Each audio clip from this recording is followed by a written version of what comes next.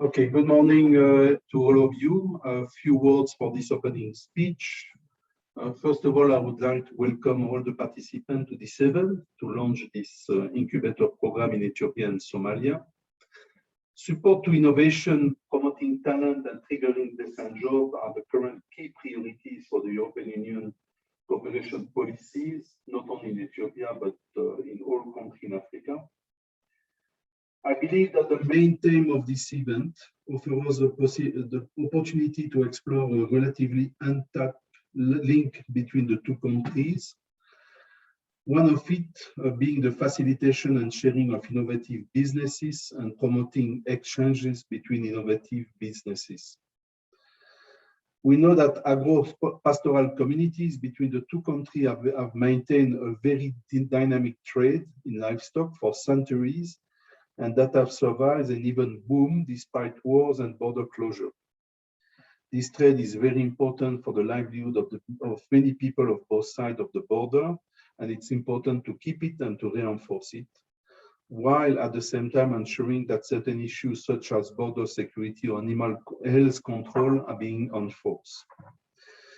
Improvement of relations between the government of Ethiopia and Somalia have allowed for an increase of formal trade in the last year, particularly since the signature of a comprehensive framework in 2018. Official government statistics from Ethiopia show that in the past fiscal years, which is closing in July 2021, Somalia has become the main export destination for Ethiopian commodities, with Netherlands in second place. And that, of course, is only for the formal trade. If we look at the informal trade, we can double that figures, and Somalia is a very important trading partner.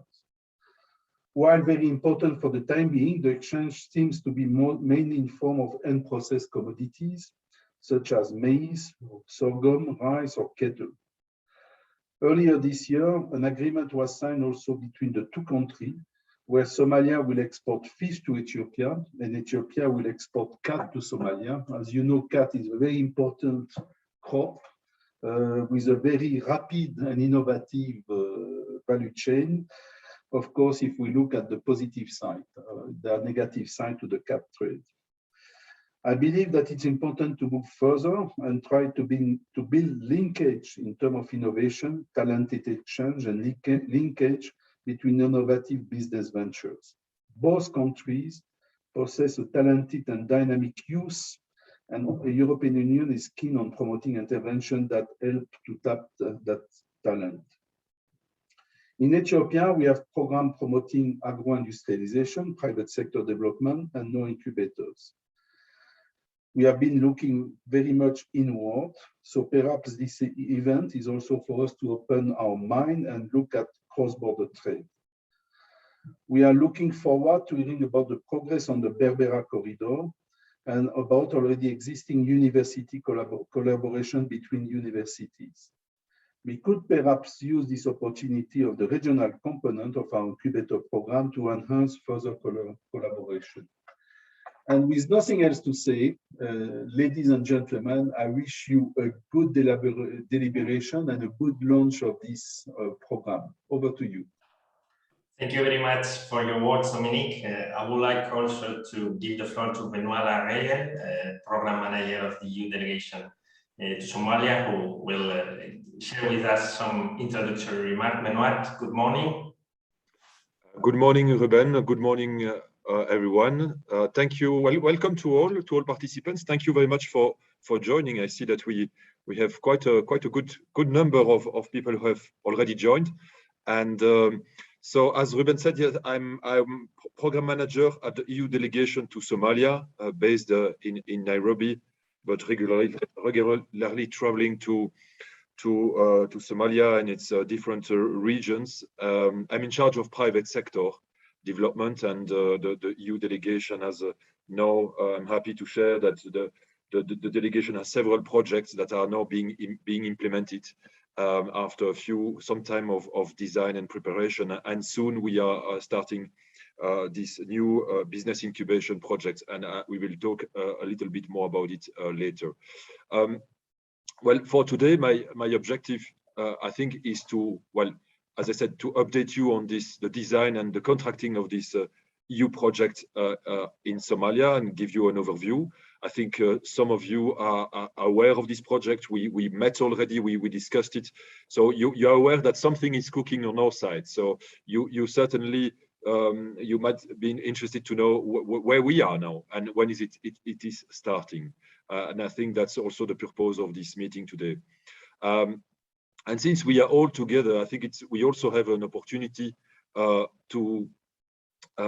that we have similar EU-funded projects actually in two neighboring countries, to also exchange views on how we could strengthen the collaboration between Ethiopia and Somalia, as my colleague has just said, and in particular among entrepreneurs. So not just at political level, but also concretely, what are you already doing in the entrepreneurial ecosystem, and with all the key actors, and what else could be done?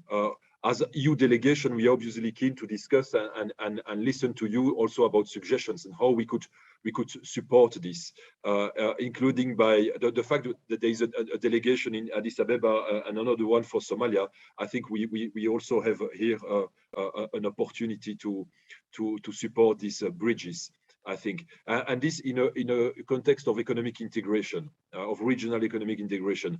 And as far as I'm concerned, I think I'm also keen to think about how such economic integration could work for the people, and make sure that, in particular on the Somali side, that people benefit from such integration.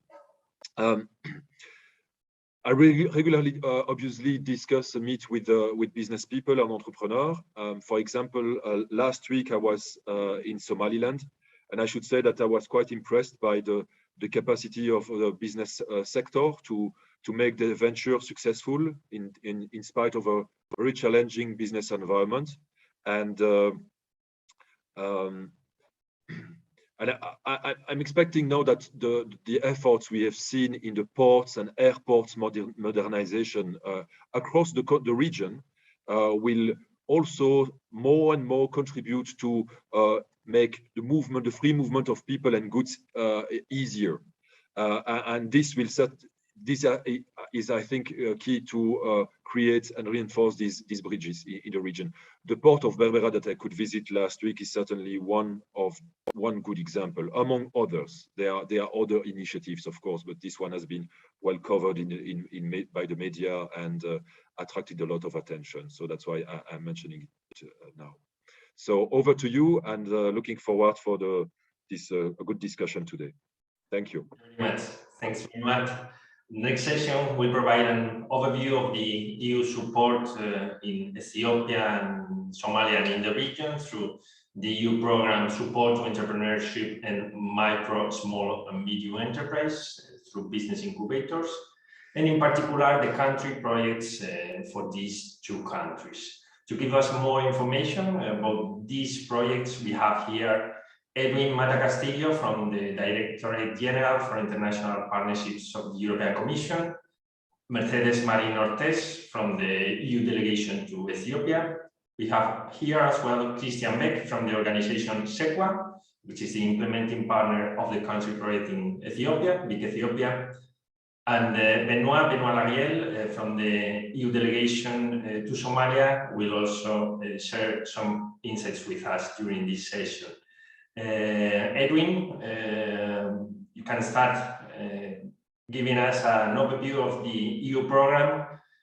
Thank you very much for being here with us today. The floor is yours. Thank you very much, Ruben. Thank you very much to the organizers for inviting the European Commission, DG for International Partnerships. It's a very important event for us, the launch of BIC Africa Ethiopia and the presentation of and launch of BIC Africa Somalia.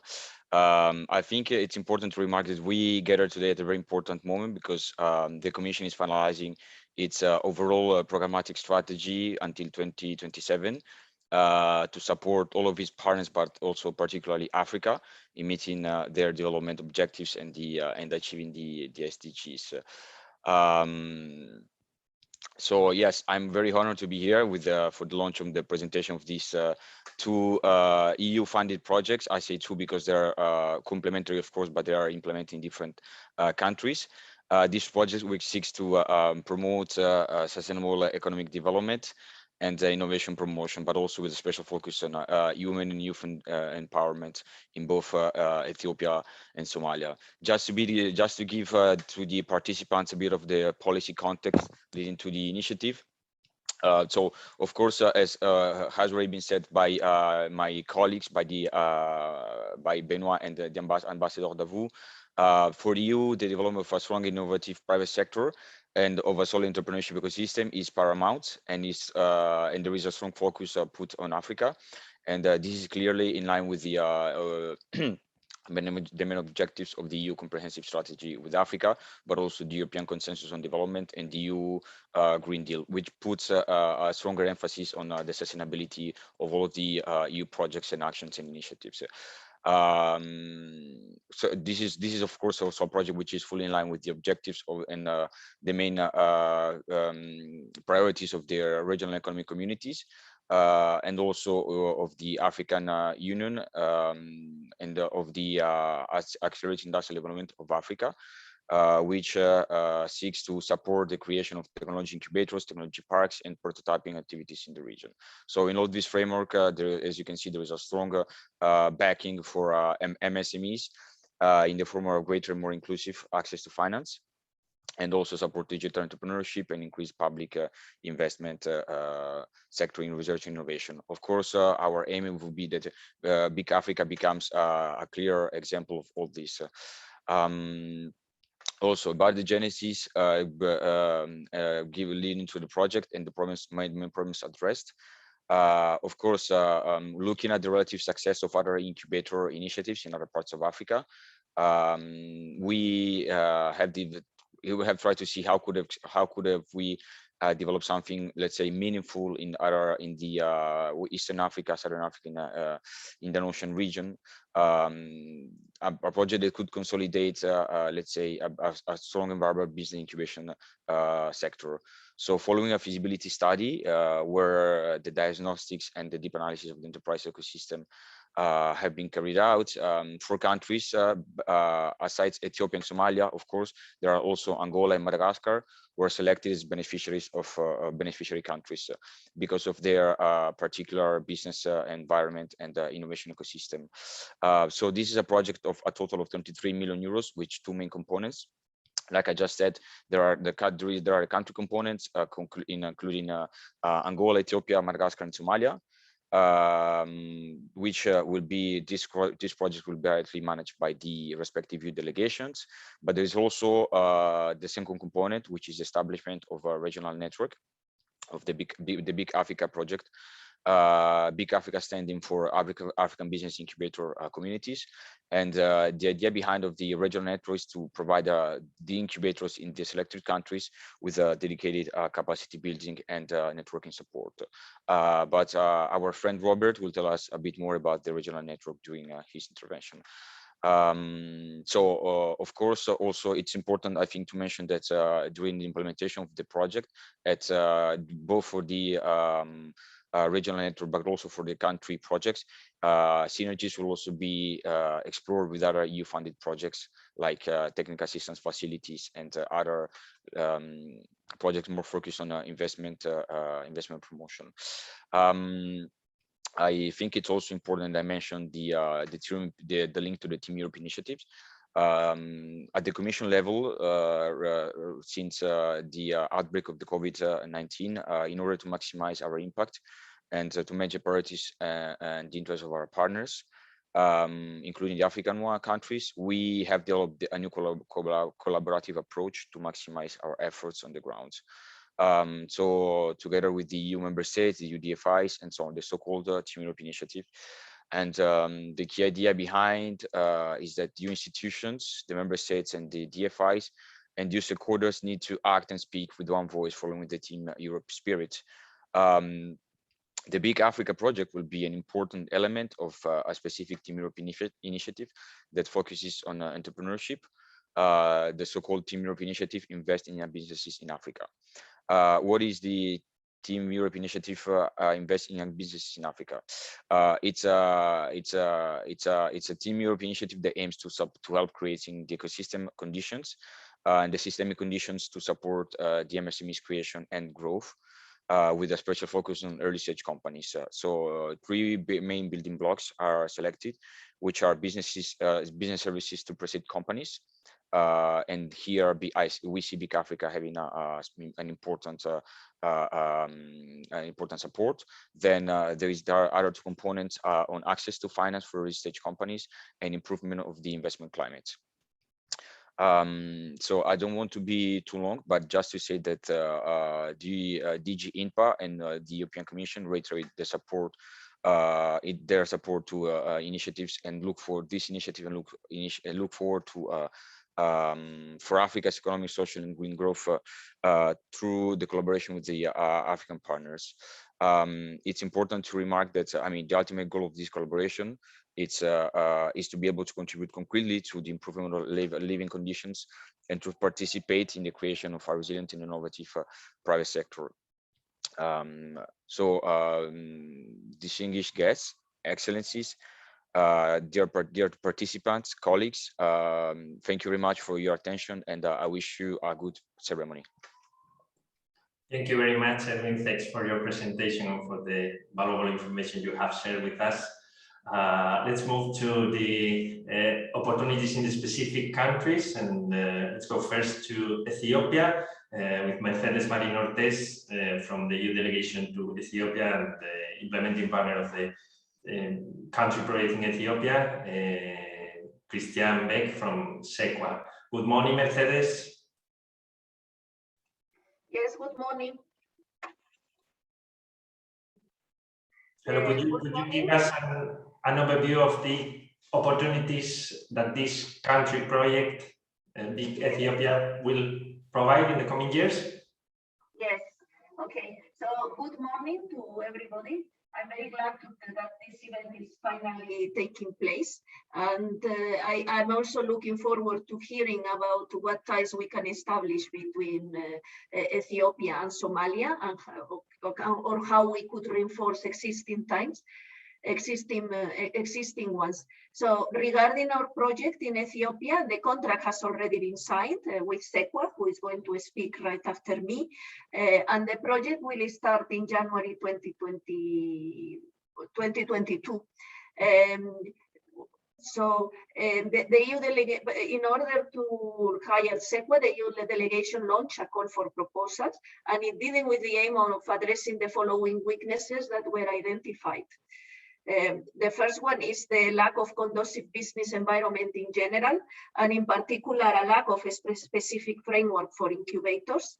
The second was that undersupply of capital and of human resources, but in particular, qualified human resources with adequate business skills. This has made that all the existing incubators are donor dependent, and there are little prospects for their sustainability, at least when this feasibility study was conducted. The last one, and not least, is the access to finance for micro and small and medium-sized enterprises. So the project in Ethiopia was designed to tackle these constraints, and it has therefore the following components, which are the development of a nationwide incubator capacity development program, the establishment of we ask for two end-to-end agricultural value chain focused or agri-tech incubators. But SEQUA came proposing 3, but Christian will explain that. And the last one is the establishment of a pre-incubation, incubation, and post-incubation financing facility. But I'm not going to go on for longer because SEQUA is here and they can explain more in concrete how exactly they are going to implement these objectives. Over to you. Thank you very much, Mercedes. Christian from SEQUA, could you let us know a little bit more about the project? Yes, good morning, everybody. Distinguished guests, ladies and gentlemen. Good morning from Germany. Yes, I like to present to you the overview of BIC Ethiopia, a project which we will start in January. Ruben, shall I share the screen or do you do that? As you prefer. Because I can't do it. You have deactivated the possibility for me to give my presentation. Yes, sure. Okay. Can share your presentation now.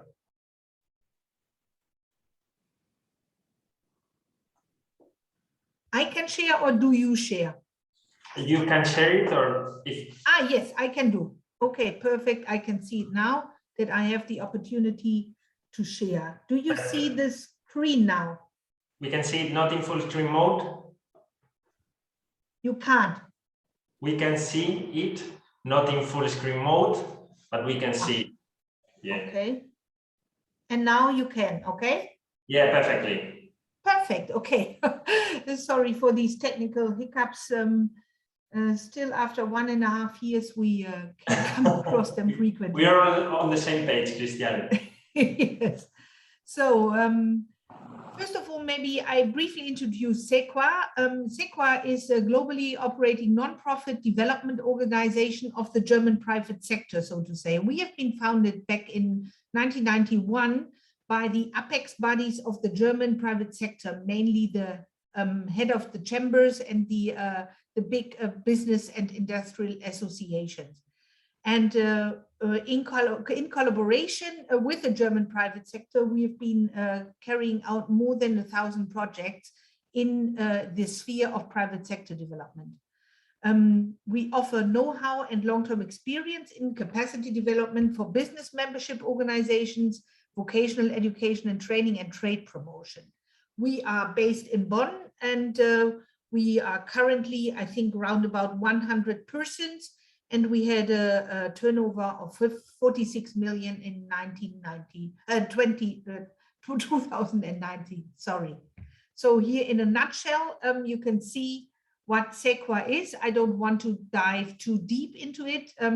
You can see our shareholders. You can see the facts. We are a non-profit organization, as I mentioned already. Our areas of activities cover the program administration, mainly on behalf of the German Ministry of Economic Development and Cooperation, project management and consulting. And our topics in the sphere of private sector development are business membership organizations, vocational education and training, and trade promotion. This all is steered a lot towards the area of green economy since the last 10 years, more or less. And as you can see, our clients are German ministries, the German Technical Cooperation, GIZ, and the EU Commission. So what is BIC Ethiopia? As Mercedes already pointed out, it is a new project starting in January, with the overall objective to capacitate a business incubator in supporting agri-tech and agribusiness startups and early companies and MSMEs to improve their market access, to generate higher income, and thereby, of course, in the end, create jobs. Our two specific objectives are, on the one hand, to enable existing and new incubators in supporting high potential startups with an innovative business model addressing market needs and potentials, specifically in terms of job creation and income generation.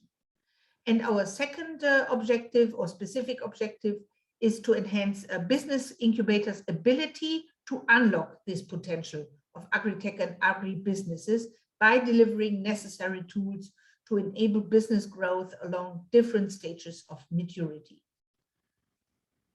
So the impact is, in the end, just to sum it up, we want to improve the performance of 15 incubators in Ethiopia by strengthening, on the one hand, the incubation ecosystem, but also by implementing the, as mentioned by Mercedes, the incubator capacity development program. We want to provide business support services, all in all, to 1,360 startups and SME and 700 MSMEs. We want to enable specifically innovative financing facilitation instruments. We have thought about a lot of different tools there and came up with some, I think, some nice and innovative ideas, which will then hopefully lead to these envisaged objectives, as mentioned before. We, of course, also want to promote a conducive regulatory and policy framework. SEQA usually is very active in the area of public-private dialogue, and our private sector development projects are never loose, hanging around, but usually anchored with a business membership organization, like in our case, the Addis Chamber, and we address always the political setup and the environment and try to facilitate public-private dialogue in order to have a more conducive framework specifically for incubation and for startups. We envisage that 85% of the MSMEs in the program will gain relevant new knowledge and skills. In the end, we will be training 2,860 trainees, most of them being entrepreneurs, but some, of course, also incubator staff, since we want to capacitate the incubators. We envisage, which is very ambitious, I know that 2,500 new jobs will be created and that 50% of our participating MSMEs will increase their income. We have a financing instrument within the program, which is then intended to leverage 1 million euros in private investment from the financial institutions in Ethiopia. So here you can see in a nutshell the output areas as already outlined by Mercedes. We have the incubator capacity development program. We have the cluster where 3 new incubators are being established. One is a rural incubator, which will be anchored at a TVET center, because we thought that it will be very important to not be only in urban areas, but also in the rural areas, since agricultural value chains are, of course, rooted there. A second incubator will be based in, or will be created in Hawassa, which will be called Is Hawassa. And a third incubator will be established at the Addis Chamber of Commerce and Industry and sectoral associations. The third area of activity is the financing facility. Here we will create specific instruments to enable startups to access required growth capital. And also we have 3 components of seed, grant and loan facilities. And in the 4th cluster, we have, of course, activities revolving around M&E specifically. We want to introduce innovative methods of monitoring and evaluation, specifically monitoring the performance of incubators and also of the incubatees.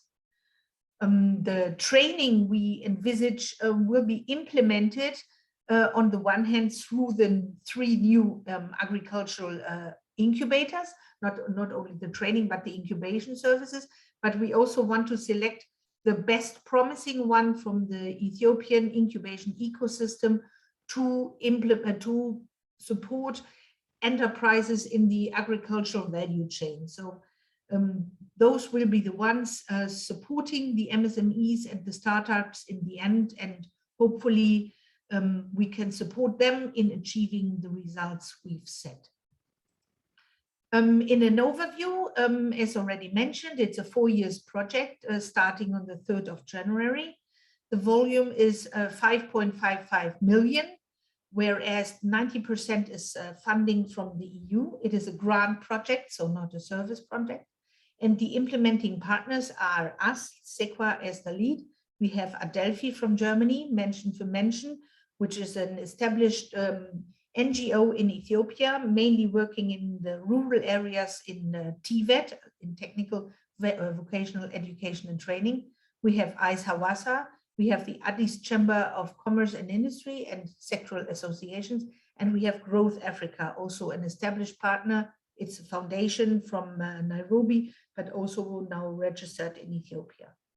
So this team hopefully will implement these ambitious objectives and contribute to the objectives for the region, and also thereby contributing to the objectives of BIC Africa. And we are extremely looking forward to working with all of you. Thank you very much.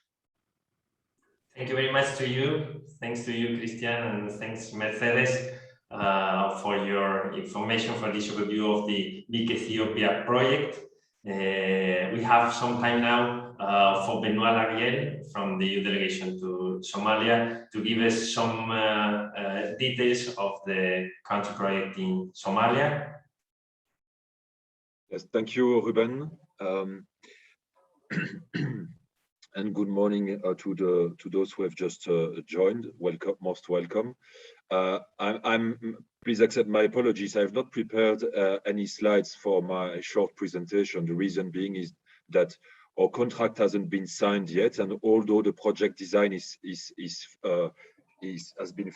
finished, we are fine-tuning the contract.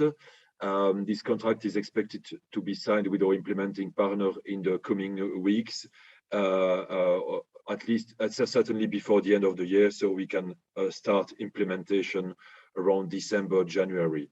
But you'll see that there are many similarities with the project being designed that is starting soon in Ethiopia. As I think, yeah, we come basically the framework is the same. We are also, as I said, also by my colleague Edwin, we are a part. The country level project is part of this wider EU regional program. It all started in Somalia with a feasibility study that we made some time ago now, almost 2 years ago, and this feasibility study has confirmed the sentiment we had that in Somalia there is a dynamic private sector. There are many business-minded people, and also local institutions providing services to entrepreneurs. However, for these entrepreneurs, it still remains extremely difficult to launch a new and a viable business in the country, a business that also can contribute to create jobs. So basically our idea has been that we could, there is a space for the EU to support the provision of such services to entrepreneurs. So basically being present on the ground, delivering direct services rather than seeking for a policy or regulatory change. These are not the direct objective of our projects. There are already other donor-funded projects focusing on this macro dimension, including projects funded by the EU. So here, the objective of our project will be more directly, specifically to create and improve economic opportunities, job opportunities, with a focus on young women and young men across the country, through the delivery of business incubation services, also leveraging the business and the technology expertise that is locally available, that exists, and to encourage innovation. So what does that mean in practice? In practice, our plan is to strengthen existing incubators and also other institutions or centers that could provide distance incubation services all across the country. Basically, our idea is that entrepreneurs, wherever they are able to access these services. Obviously, this will remain competitive, so and based on merit. But I think the idea will be to reach out to the different sections of the country, including entrepreneurs from remote areas. I think what I would like to underline now is that it's the key is to have strong local institutions that have developed a sustainable incubation model and that are able to provide certified incubation services. So this is, I think, our primary goal with this project. So we are here with this project. We are not exactly talking about training or TVET, but specifically about incubation. I mentioned that we will look and collaborate with existing incubators. So there will be a selection based on a set of criteria, including the capacities of the pre-selected entities, their internal governance, their strategy, and also the resources they have. Overall, we seek to, during the project duration, which will be 4 years, we seek to provide incubation to around 180 beneficiaries who are either potential entrepreneurs or with project ideas, promising project ideas. We will also reach out to existing startups, and we hope that by the end of the project, around 105 will be commercially operational and viable. The idea is to provide these beneficiaries with an access to testing, to equipment, and this in order to support the innovative ideas. The duration of the incubation will be fairly long, I think, compared to what we often see on the ground. So it will be between 9 and 12 months. Actually, I'm thinking that it could actually be longer, but this will be determined at a later stage. But certainly 9 and 12 months to ensure that we are once the incubation is finished, that we have basically a startup that is able to compete on the market and reach out to a critical mass of customers. The project will also focus on incubation in 3 broad economic sectors that we have identified, and being climate change, productive sectors, and creative industries. We will certainly refine these key sectors during the inception or the first phase of the project. We will not only work with existing incubators or with other incubation centers, but we will also reach out to other key actors in the incubation ecosystem, like research centers, universities, various business development services provided either by the chambers, by consultants, but there is expertise, there are institutions, and they all play a role or could play a role in incubation. So we would like also to tap on that and reinforce this collaboration with these organizations. This would also include training institutes, private sector organizations. I mentioned the Chamber of Commerce, but there are others certainly. And we will also seek to provide access to a network, to quality mentorship to investors and financial institutions, so that these entrepreneurs are accompanied and are part of a wider community in the country, but also at regional and international level, thanks to the possible collaborations with the other country level projects and with the regional window of this EU program. So yes, I'm really looking forward to start this project very soon. So expected dates would be start in 2022, and it will last until 2026. So I hope that this has been a fair and clear introduction to this new project. I'm not sure I mentioned the budget, but it's similar to Ethiopia. We are talking about 5 million euros. It's the total budget and the EU contribution there. So over to you, and happy to take any questions. Over. Thanks a lot, Benoit. Thanks for this comprehensive explanation of the project, the Somalia country project. Well, we've heard about the general framework of the EU support to entrepreneurship and MSME creation, and also the Team Europe initiative. We've also heard about the country project for Ethiopia, and now about the country project for Somalia.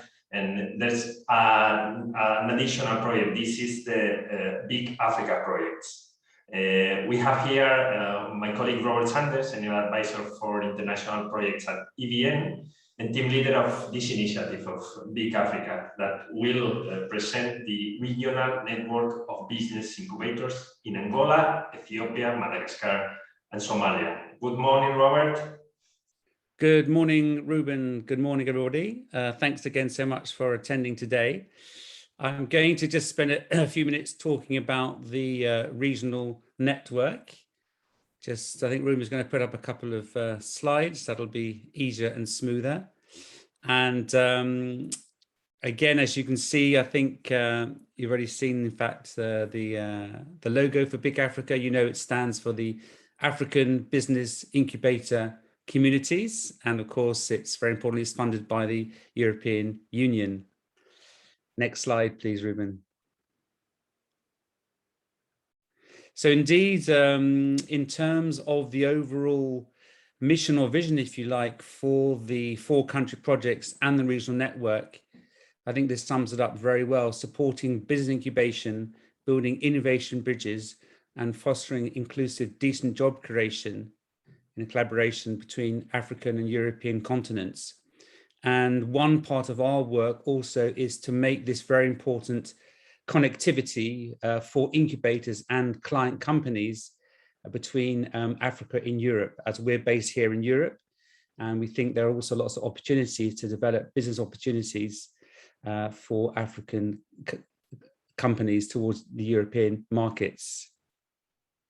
Next slide, please, Ruben. Thank you.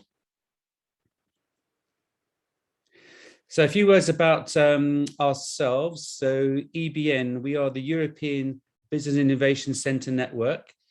We've actually been around for some time. We were created actually, like BIC Africa, as a EC funded pilot project back in 1985. And we are essentially a network of incubators. Our members are called BICs, Business Innovation Centres. And the main reason is that when EBN was created, the idea was to support companies and particularly startups with a focus on innovation. And we certify our members so that they can be seen to be credible players in the marketplace, which helps them in terms of attracting the right sort of startups and entrepreneurs.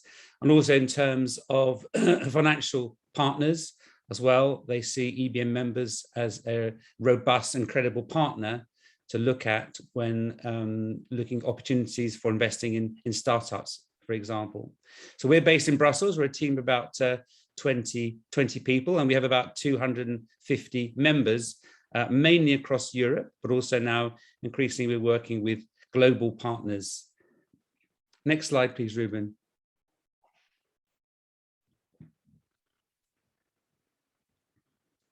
So one aspect of our work will be, as Benoit already mentioned, to bring the certification model of EBN to the BIC Africa 4 country projects.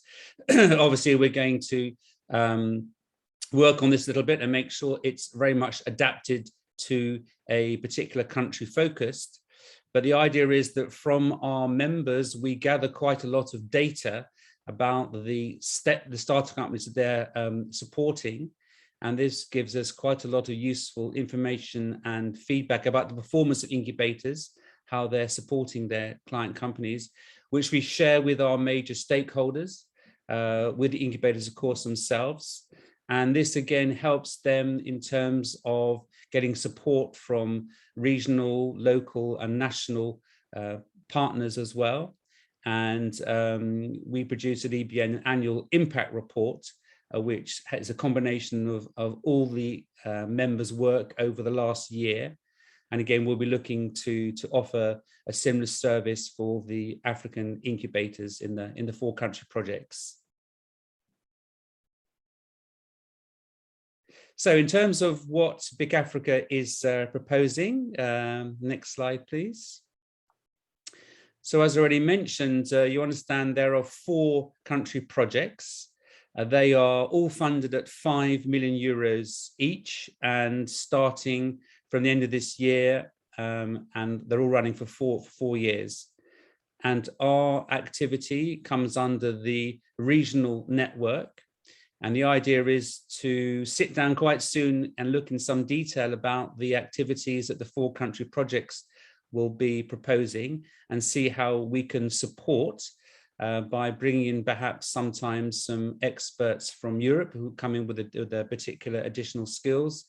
And more importantly, it's linking up the incubators to peers across Europe, and again, making some real opportunities for the client companies, so startups and entrepreneurs. And for example, we will be operating some soft landing type activities whereby entrepreneurs from Africa can come and spend some short-term visits in incubators in Europe to enable them again to look for access to markets, access to finance. So this very practical business cooperation, business development is another part of the regional network activity. Next slide, please. So all the country projects and the regional network, it's all about fostering decent job creation and sustainable livelihoods. We know sometimes entrepreneurship can be slightly informal, and I think it's important to make sure that we can together look for the creation of companies that are very much embedded in the various regulatory situations in each country. And there is a focus particularly on youth and women entrepreneurs. As we know, of course, that's a very important factor across the 4 countries. And again, as you've already heard today, there is some focus on certain sectors, but all sectors will be addressed by the action. So we're happy to support entrepreneurs looking at projects from all types and all sizes. So indeed, we will be supporting the capacity building of the incubators and client companies. And as I mentioned, we really want to try to look at some exercises where we can twin European and African incubators. We have already done some activities, some projects based on this. It's very successful because often an incubator is not alone in its ecosystem. They are working obviously with other partners. It could be universities, banks, other research centers, other finance partners. And so we can also facilitate connections between these different partners from Europe and Africa, and build up possibly some very strong regional networks from one city to another, or one region to another in Africa and Europe. Next slide, please, Ruben. Thank you. So just a quick update, as was already mentioned, there are 2 other projects which are starting very, very soon, as you can see, with very similar goals and aims. So one project in Angola, there the implementing partner will be IFC. And as you can see there is a particular focus on the fintech digital space area. And also, again, probably quite similar to Ethiopia and Somalia, there will be a focus also on an agri-incubator and agri-businesses. And again, as you can see, very much the focus is on supporting youth and women entrepreneurs. And then we move on to Madagascar. And there the EU delegation is in the final stage of talks with UNIDO and also UNCDF. Madagascar actually will have quite a broad approach, looking initially to do some capacity building to a wide ecosystem of incubators. And also, again, as in Ethiopia and Somalia, there is a particular focus on access to finance. And all the 4 country projects have, as part of their 5 million euros, yes, quite a substantial budget for companies in different types of funding mechanisms, obviously such as grants, for example. So the access to finance element obviously is very important. And we all know, of course, startups, they need that finance at a quite an early stage in some cases. So a very robust focus will be on the access to finance across the networks as well. Next slide, please, Ruben.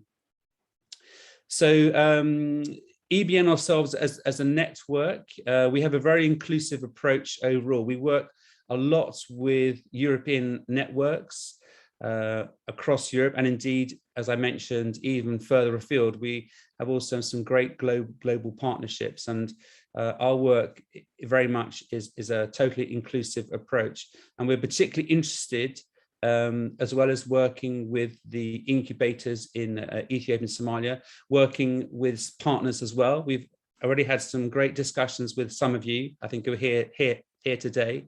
We want to collectively really examine how together we can meet the needs of the companies and the incubators. We know there's a lot of local expertise in the field that we can utilize. So please do reach out to us via email or LinkedIn.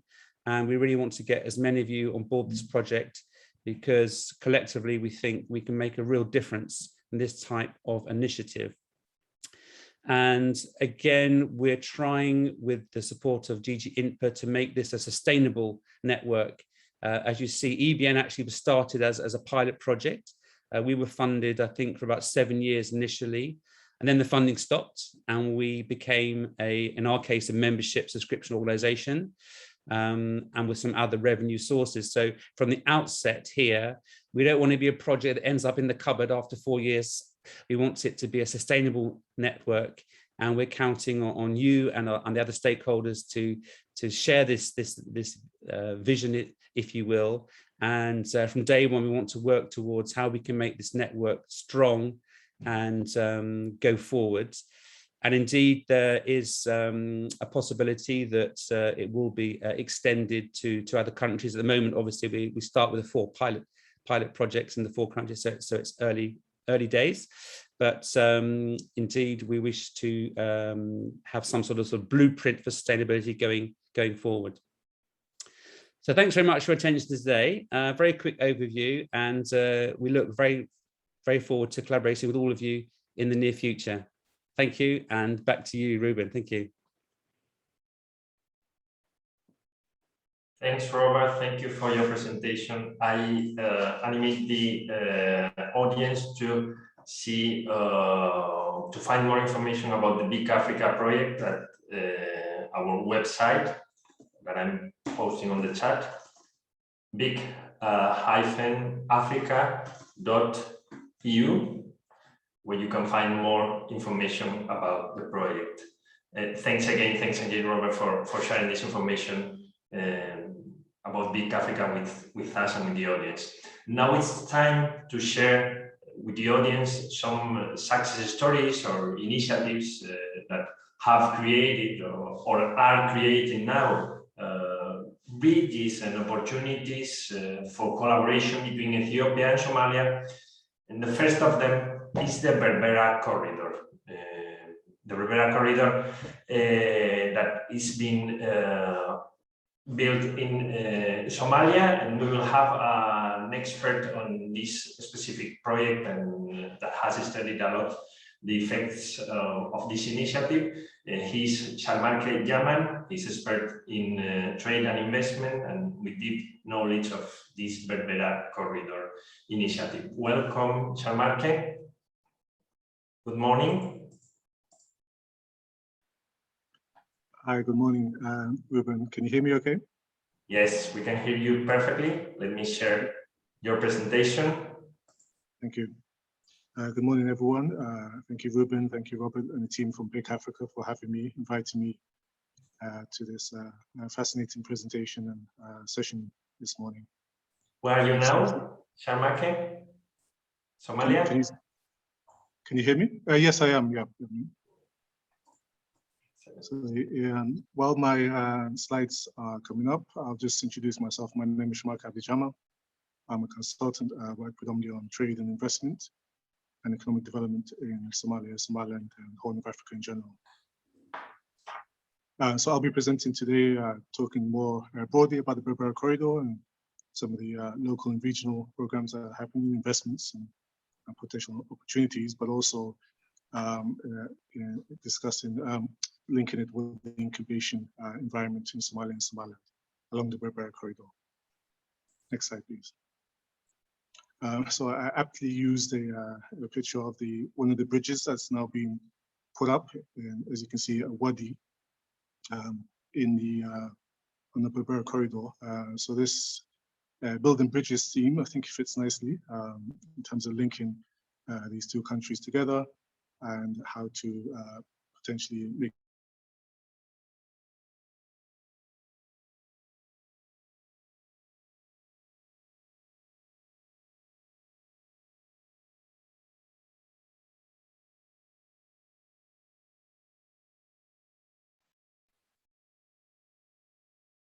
Thank you.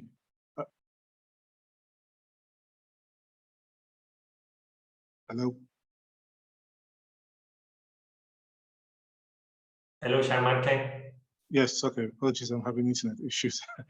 So my presentation on Berbera corridor, just to give some background to participants we have here. This is part of the many corridors in Africa, but particularly in the Horn of Africa. This is also one of the flagship potential corridors that will come under, I guess, another regional project of the European Union, the Horn of Africa Initiative. And these are corridors or roads connecting, in this case, Somaliland with landlocked Ethiopia. And there's a number of sort of investments already happening along this and through different development partners and donors. But now there's been more recent investment from through foreign direct investment in the likes of DP World and the Abu Dhabi government and other investors who are coming online now. I've been working in this region for some time now, and I think it's very fitting because between the program, okay, Somalia, Ethiopia have a very long border, but this economic corridor is of interest to me, for having worked on it for 10 years, in terms of its potential for cross-border trade and also the infrastructure along it. Over the past few years, there's been a few MOUs and agreements signed that will help facilitate some of these investments, particularly on the road, construction, the port, which is being concluded and managed now by Dubai-based DP World, the special economic zone, and more recently the Berbera airport. There's also more, there's coming from a telecoms background as well many years ago in past life, there's at least 2 or 3 fiber optic broadband cables coming online along the Red Sea, including Facebook and everything Peace cable, and Africa, Gulf to Africa, which will actually connect Berbera to Ethiopia in the next year or so, once it's landed. This will eventually, which I'll come into later, create spillover effects that will hopefully impact incubation, innovation, and various other sectors that come out from this. The port itself, which will be, once it's completed, once investment will be the second largest container terminal in Africa, and will, when the corridor construction roads are finalized, will compete with the more efficient corridors in the continent, including the northern corridor in Mombasa and the central corridor in Tanzania. And to be, I guess, our neighbors Djibouti here as well, with the Djibouti corridor. There's also ongoing discussions about long-term power interconnection between the two countries, and also a potential rail line, but that's maybe a few years down the line. Next slide, please. So the Berbera corridor, the Berbera port, will eventually become a gateway to Ethiopia and the Horn of Africa, and maybe beyond, as far as South Sudan, maybe DRC. And there's a number of infrastructures that will be developed from the port to the hinterland, including special economic zones, logistics parks or container freight stations, ICDs or internal container depots on either side, including in Chikchiga, on the Somali region, Ethiopia, and eventually connecting to the road corridor to Addis Ababa, which will connect it to the likes of Hawassa and Moyale is the border with Kenya, but Mojo, and other sort of industrial parks and clusters along the corridor. The idea is to make this an efficient and frictionless corridor that would allow for transit goods and import-export between Ethiopia along the corridor and Somaliland and Somalia in the north. Next slide, please. Thank you.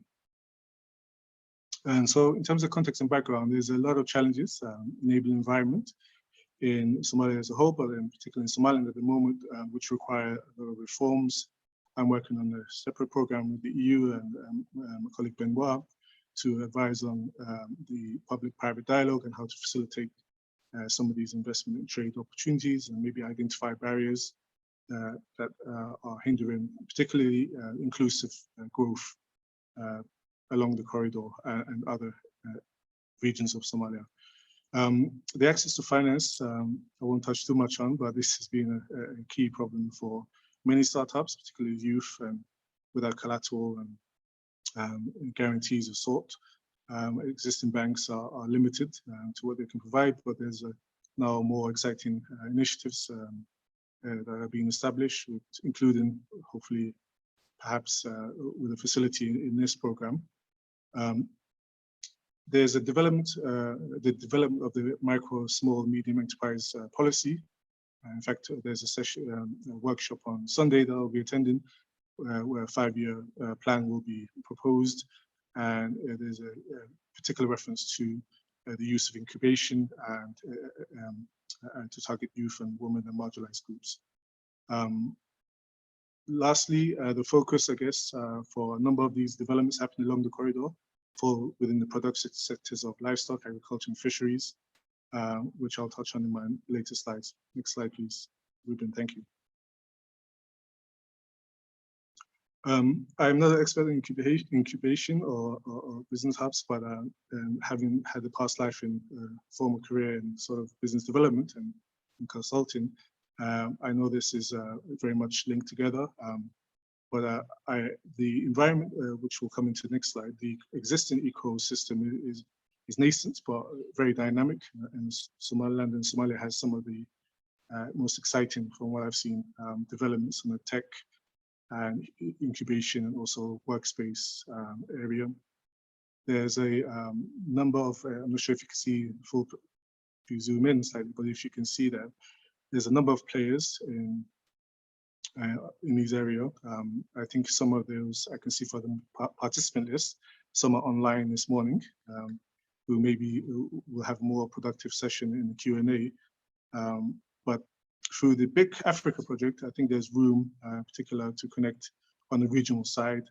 There'll be presentations, I believe, from the University of Chichiga and Addis Ababa-based hub. There is when you leave the, I guess, the incubator side, there is a lot of connections in terms of creatives that work together on both sides, particularly the Somali region of Ethiopia, culturally and language-wise. There's more connection there, but there's been also a number of events, including cultural events. This past year, the International Hargeisa Book Fair, the country partner was Ethiopia, and I know that there was a number of participants from them. There's also now with the corridor and investments coming in line, several investors from Ethiopia and businesses, existing partners who are now interested in establishing a special economic zone and so on. So the linkages will only grow. The exciting part of, I guess, from BIC Africa, from my point of view, is the networking potential, possibilities that could happen across these value chains and these different focus areas. Next slide, please.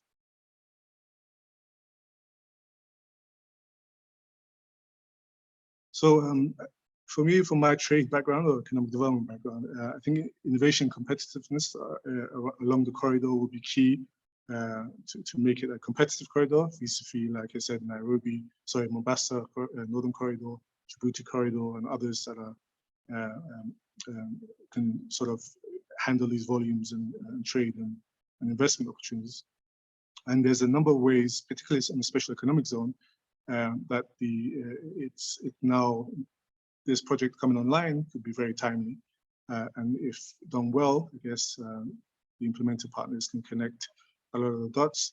I am doing a study, conducting a study at the moment, looking into, like I said, investment and economic opportunities, trade opportunities along the corridor. And I believe that if you go to the next slide, there's there's opportunities to perhaps look into some of these potential areas and themes. Having the long coastline for Somalia and Somaliland, you have the potential, of course, for a blue economy, not just beyond the port itself, but the marine and fisheries opportunities and so on in Berbera, and connecting that somehow with the corridor.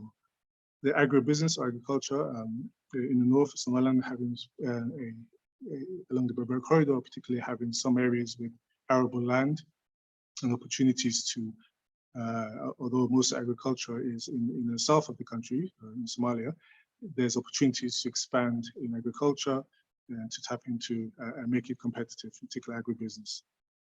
The circular economy, I mentioned this because in the port or in the city of Berbera, there's a lot of waste, a lot of sort of, be it livestock, from the many heads, millions of heads are exported annually to the Gulf countries, particularly Saudi Arabia, and other sort of sectors now coming online, including at the port, that could use waste recycling facilities and other sort of circular economy linkages. Digital trade, which is my background, exciting area. I mentioned the opportunities to facilitate trade along the corridor, connecting Ethiopia and Somalia along the Berbera corridor. There's already use of trucks tracking systems, sort of digital customs procedures to simplify documentations. There's a lot of opportunities to have linkages to sort of other systems and softwares of artificial intelligence, Internet of Things that will eventually come online to be able to make this a frictionless and digital trade corridor along the Berbera corridor, which will leapfrog its neighboring competitors. This is an upcoming field, and I believe perhaps with the challenges or pitches or reverse pitches, shall I say, with maybe existing investors and other partners, and perhaps with the BIC Africa and the contractor, in this case, room for developing incubation hubs or linkages, not just on fintech, but also supply chain and digital trade opportunities. We have a sort of very dynamic mobile money and telecom sector in Somalia, Somaliland. Like I said, with the fiber optic and more connectivity, ICT connectivity, I think this is an area that could be exploited more. Before we sort to conclude, I think BIC Africa's role in terms of facilitating specifically the regional aspect of sort of networking or connecting micro, small, and medium enterprises, youth and women in particular, with other incubation hubs, be it in Africa or in Europe, will be very helpful for, say, in case in point, agriculture or fisheries sector, where you can have a sort of more entrepreneurs in similar sectors engaging through peer learning. You could have regional hubs or fish hub, I guess, in the port or the special economic zone that could then serve sort of as a soft landing. I know Robert mentioned earlier, with sort of linkages with Hargeisa or Berbera entrepreneurs to maybe Somali region, Ethiopia and Chichiga, and its Addis Ababa hubs that, or Hawassa that was identified earlier. Those market linkages in terms of regional prospects, it could be very exciting. There's a CSR component. I know that current FDI investors in Berbera Corridor are very much working with Berbera Maritime University, as well as Abaso Tech in terms of scholarships and facilities and labs. But that CSR angle could, I guess, maybe be in terms of the corporate led aspects that could help, be it through these centers or developing sort of a vocational curriculum. I think there's also potential for, similar to what's been done in enterprise development centers in southern Somalia, in Kismayo, Mogadishu, and I think other regions through UNIDO, that could be exciting as well if it's linked to the Chamber of Commerce here. That could be able to also create linkages. I know when, particularly in the supply chain, When investors come here, they are keen to find out about human capital, skills, staff, and training, but also whether the local suppliers and vendors can meet various standards and qualities. So if there's a linkage, I guess, there with producing certification and standards, ISO or HACCP in fishing, I guess, and creating sort of network of accelerators and linking it to the agri hubs, shall I say, there's room for potential sustainability in the long term. If it's harbored, I believe, under the existing FDI or incoming FDI rather. Next slide, I think I'll just wrap it there. My name is Shimaka Jama, like I said, and my contact details are there, but I'll be more than happy to attempt to answer your questions in the Q&A, and thank you for your time. Thanks to you. Thank you very much, Sharmarke, for this presentation. Quite interesting presentation, and I think several opportunities are arising from it. Now it's time to explore more initiatives that are closely connected to the daily life of business support organizations in Africa. For this, we have the presence of 3 speakers for next session. First of all, Marcos Lema from ISADIS in Ethiopia will give us a presentation on how we can overcome the daily challenges of Africa business support organizations. Next, Anelawi from Pankea Accelerator will present different acceleration programs for startups in Africa. And finally, Dr. Abdi Mohammed from Gigiga University College of Business and Economics in Ethiopia will provide the point of view of the university collaborations between Ethiopia and Somalia to facilitate innovative business and exchanges. After their presentations, we will have some time for a short panel discussion with these 3 speakers that be moderated by Robert Sanders. But now, as advanced, let's hear about the daily challenges faced by business support organizations in Africa with Marcos Lema. Good morning, Marcos. Good morning. Can you hear me well? Perfectly. Perfect. So good morning, everyone. Thank you very much for this very insightful session. Today is I'm going to talk a little bit about the topic of fueling entrepreneurship, specifically focusing on the challenge of business support organizations, naming incubators, co-working spaces, accelerator programs, venture builders, startup studios, and so on. I think the list is a lot. So just a bit about myself. I am co-founded ISADIS in 2011, which is the first tech incubator in the region. We are, I think, probably one of the oldest ones in Africa. I think the 5th one or the 6th one. As we know that now, that's the sector is mushrooming in Africa. Over 600 hubs are represented in almost every major towns. So this is quite an exciting time to engage more entrepreneurs in a little bit more structured way, and basically pushing the informal businesses into a more formal businesses in the next decade to come. So the role of the business support organization, specifically private-led, more community-oriented activities are needed more than any time ever. So this is quite timely in that regard. Just in that note, maybe just to talk about kind of overall entrepreneurship ecosystem is very important. And if the ecosystem don't really work, just part of the ecosystem don't function as needed. So in one hand, we have the enabling environment. Here we're talking about ease of doing business. How do we make sure that business registration and business closing are easier for small early stage companies? But at the same time, like we also need to have like a very strong institutions, which is like, we're dealing with IP. We want to make sure that ideas we're bringing either in the incubators or ideas pushing into the market will not be stolen by another bigger venture, which is quite common, especially in our region. So the idea of like ease of doing business and building a strong institution is like one of the most important aspects of the entrepreneurship ecosystem. But when we talk about enabling environment, we're also talking about like infrastructure development.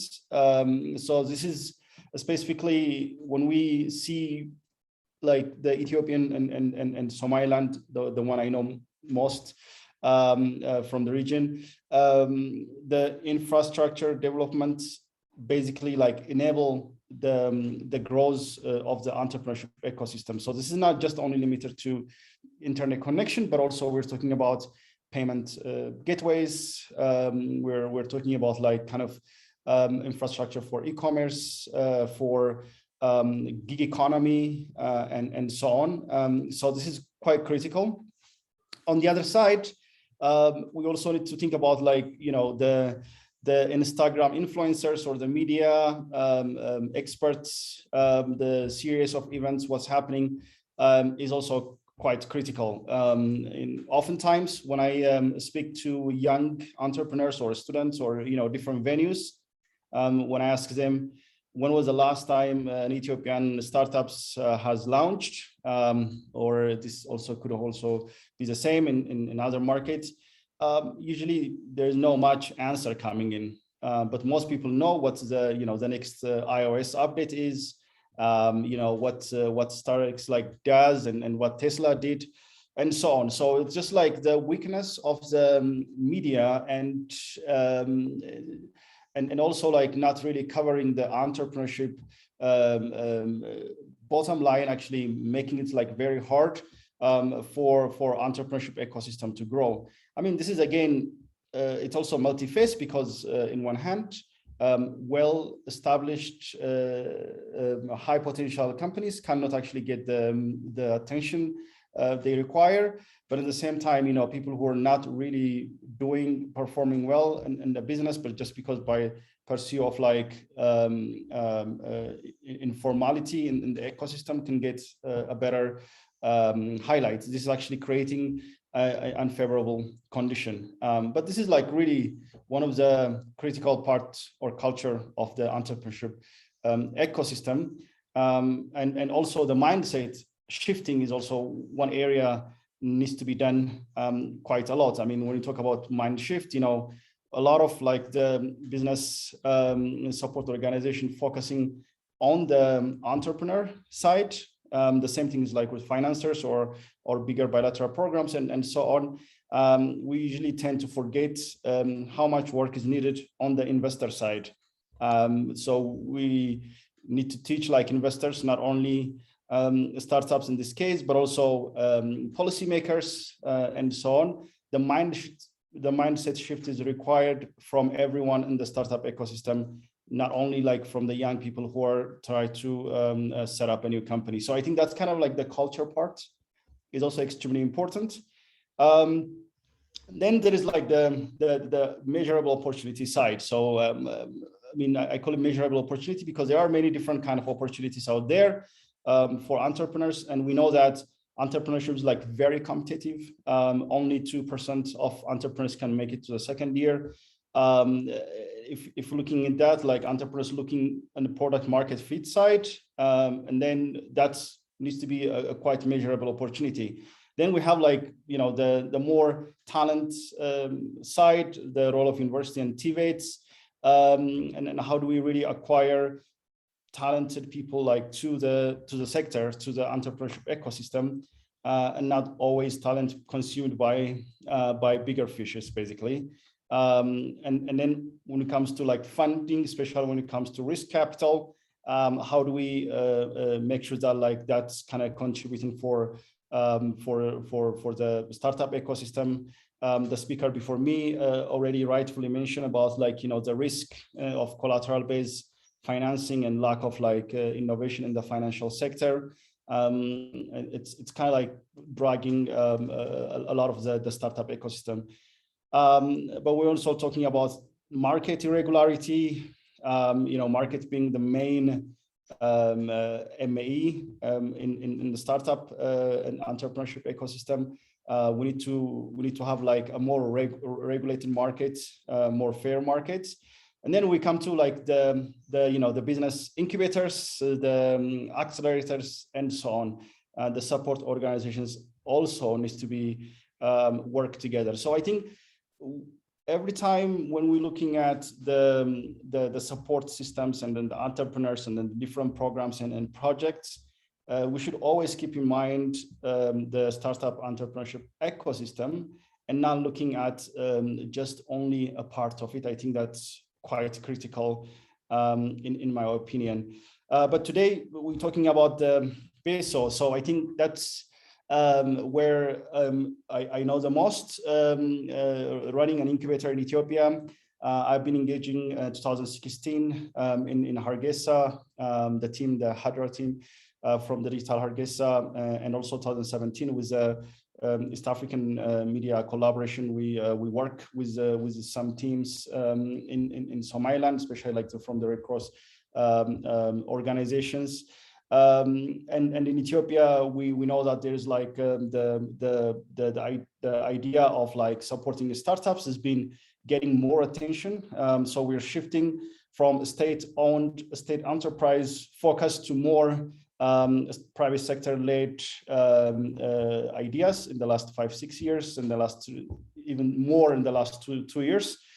So it's actually quite an important stage in our ecosystem. So when it comes to challenges, just I want to mention like few and hopefully like we're going to discuss further about those. But the first challenge for the BSOs are how do we really bring in startup ideas into the minimum viable product, and also how do we actually take the minimum viable product to scale.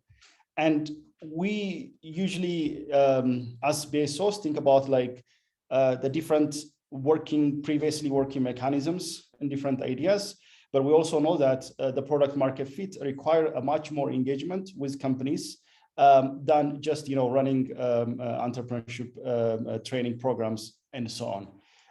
So I think we tend to usually like have a challenge to systematically support startups ideas to go to MPVs and scale. I think this has been a challenge for a lot of like BSOs in the region, specifically like in Ethiopia that we've seen. And of course, there's also a very high cost of operation. In one hand, the kind of the need for the business development services, but also specifically like to a certain sector requires a much bigger engagement and expertise that actually will automatically bring in the cost of operation, while the risk of a return of investment is still very high. So I think in that regard, like a lot of business support organizations tend to underinvest their operation. They don't really provide like enough focus because obviously they just need to look into a more quantitative approach. The third one is like a lot of like business support organizations also have quite similar challenges like the startups they support. So when we talk about this challenge is more on the on the legal framework, on the policy side, but also like in the financing and so on. It's quite similar.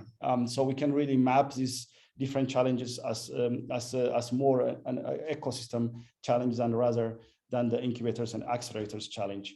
And the other thing is like the innovative financing is also what usually missing. If we're looking at high performing incubators worldwide, their financing model is very simple. They make money out of like the companies they support by taking a certain percentage of equity.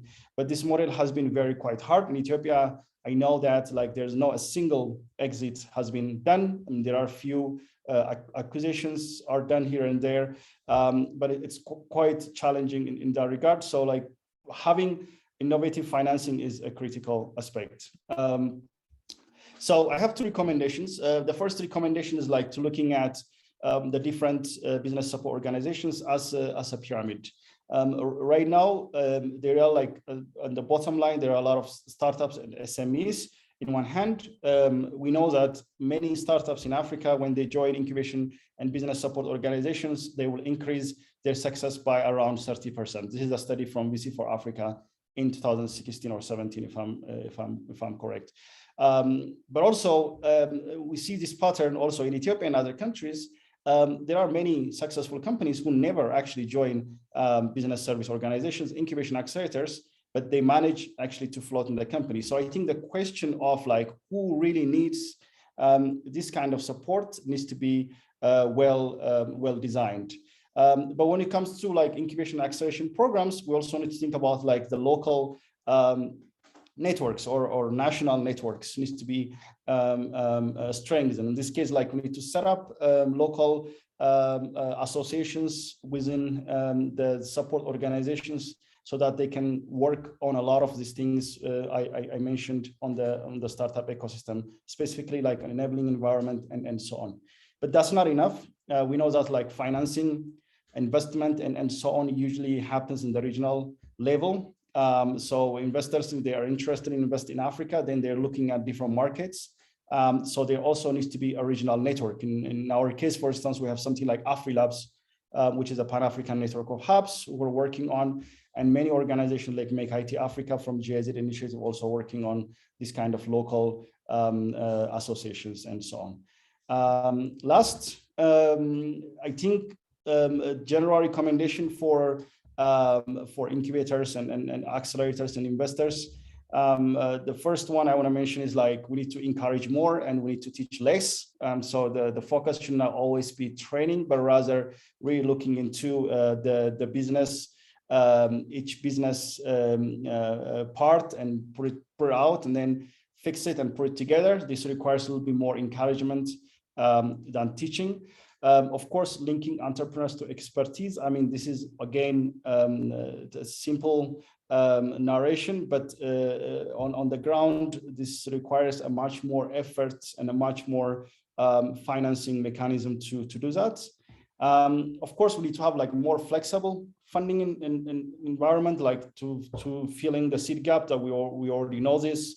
A lot of documents are written. The missing gap, and also taking risk from both sides of the spectrum. And also we need new impact measurement. I think the old impact measurement don't necessarily work at this time. We need to have open data, especially like from the government for product development. I know in Ethiopia, for instance, a lot of times when we ask about open data, we have to sign that we're not going to use this data for commercial purposes. I think that doesn't necessarily work for entrepreneurship. And the other thing is start at young age. So this is basically looking at high school students programs, even in younger than that, usually like help to create a more firm entrepreneurs. So I think that's one area, and obviously to subsidize, especially fresh university graduates to join incubators should also be one of the main focuses. All right, thank you very much. So I would like to say like entrepreneurship is all about building a relationship. I think that's why we're all here, building this relationship. Thank you for listening. Thank you, Marcos. Thank you for this insightful presentation. Let's move now to Alawi to talk about acceleration programs for startups in Africa. And comes from Pangea Accelerator, and unfortunately she will not be able to join us for the panel discussion because she has a meeting just afterwards. But it will be a pleasure to have Anne as a speaker for this specific slot. Good morning, Anne. We cannot hear you. We can see your presentation. Hi, Ruben. Thank you for having me. Sorry, I think time I had a hard stop at 11:50, and I can see time is running out. So I'll not be able to join the panel, but I'm happy to give my presentation now. That's okay? Yes, sure. Right. Sorry.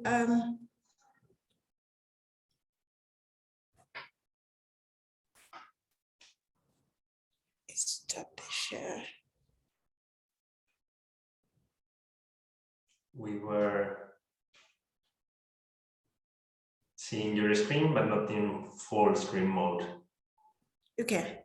That's where I want to start. Give me a sec. Yeah, sure.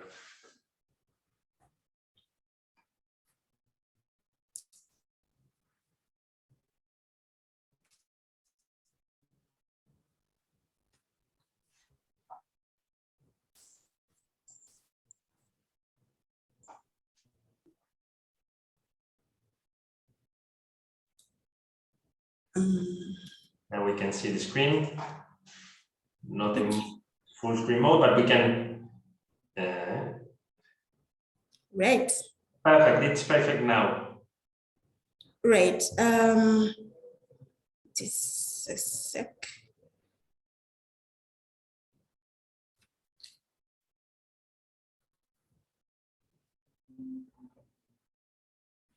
All right. So my name is Anne Lawi, Managing Director of Pangea Trust, and I'm very delighted and happy to be here. So I would want to present what one of our programs that we are doing at Pangea Trust and our work at Pangea Trust. So for the last 4 years, Pangea Trust has been working with African-founded startups, and we have more than 150 startups that we have supported for the last, more than 150 startups that we have supported, and 46% have been women-founded, and those that we have invested in have been able to 50x the investment in 2 years. So in Pangea, we connect African startup with companies. At Pangea, we are committed to change the investment landscape in Africa. We have been channeling and activating diaspora investment in Africa. This research done by Partech 2020 shows that 84% of the businesses that raised capital in 2020 were were expert funded, while only 6% of those were local founded. Now, this is the foundation of why as Pangea we are very interested and committed to change the investment landscape by channeling and activating diaspora investments to be diaspora remittances to be channeled as diaspora investments to African founded startups. Just to give a perspective, the diaspora inflow into African continent, the diaspora inflow into African continent surpassed foreign direct investment and foreign aid to be the largest capital inflow into the country, into the continent. And just a perspective, in 2020, Ethiopia, Somalia, and Kenya had around 8 billion inflows of remittances in the country as per the World Bank report.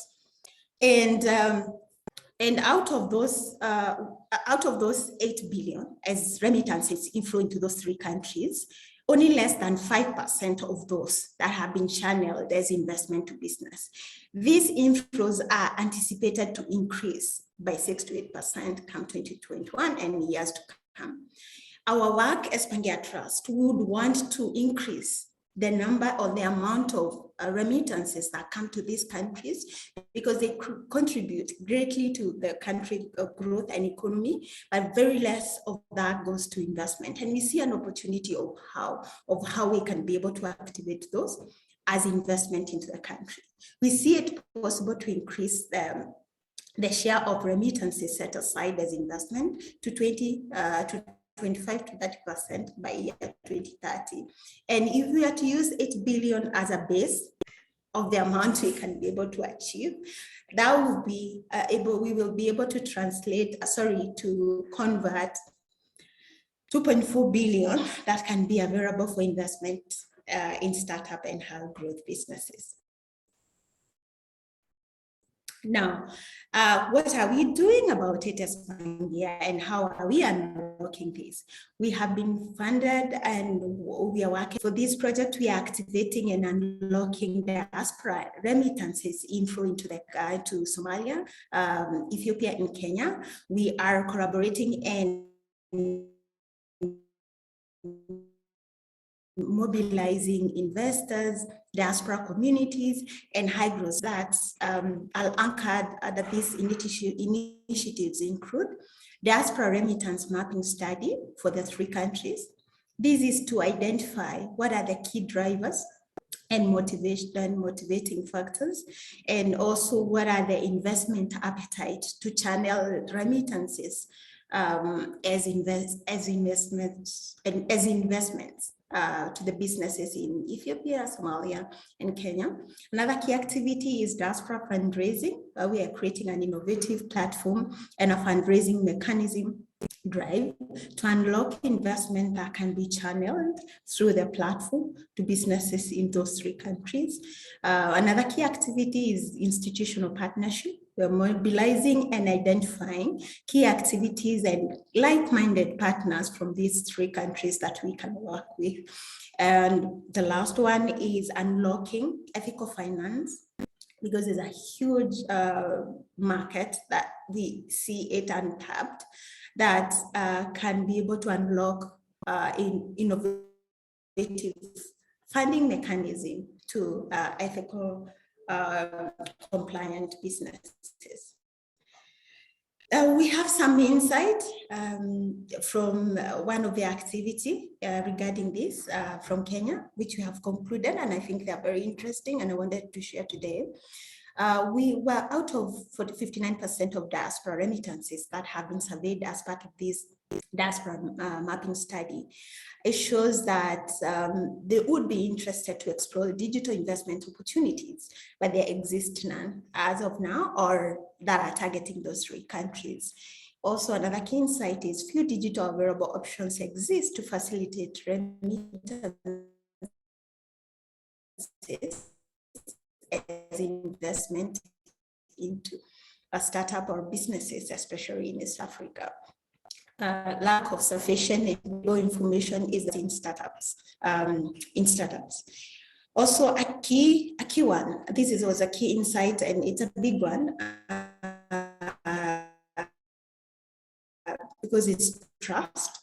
Trust in the sense of, do I even trust myself to make the right decision for investment? Do I trust the plans that I would want to make? Do I trust the country regulations? Do I trust the policy? And if I'm not trust to give me the right data and information of the businesses that I'm investing in. So trust is paramount to guarantee repeat investment and referrals that we would want to invest in through this initiative.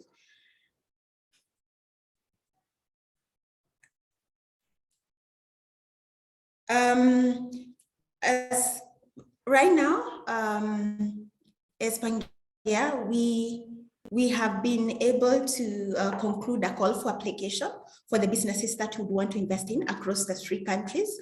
And some of the key activities that we have been able to, or some of the benefits that we see these businesses benefiting from is access to diaspora networks and expertise on the new market for scaling across the region, access to exciting opportunities to unlock investment powered by diaspora remittances, a fresh perspective from African diaspora community of investors with extensive knowledge and passion supporting African-funded businesses. Also, smarts and access to diaspora networks of mentors and expertise, as well as new markets entry holding.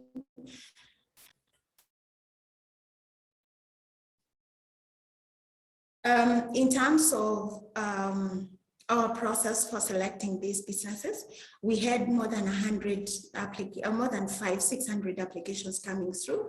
Our key areas, whether the business has a technology focused angle, scaling market opportunities, is the business able to scale even across the region? Does it have a strong impact angle? And in this case, because the project has an objective to have impact, SDG impact, targeting SDG 3, 4, 9, and 10, and also the business need to be post-revenue.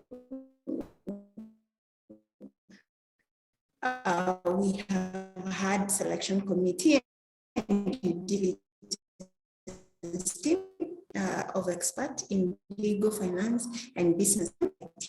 We are in the process of the 10 businesses selected for investment consideration. In terms of our timeline, we had the call for application closure in September, which set off the screening and selection to start at different levels.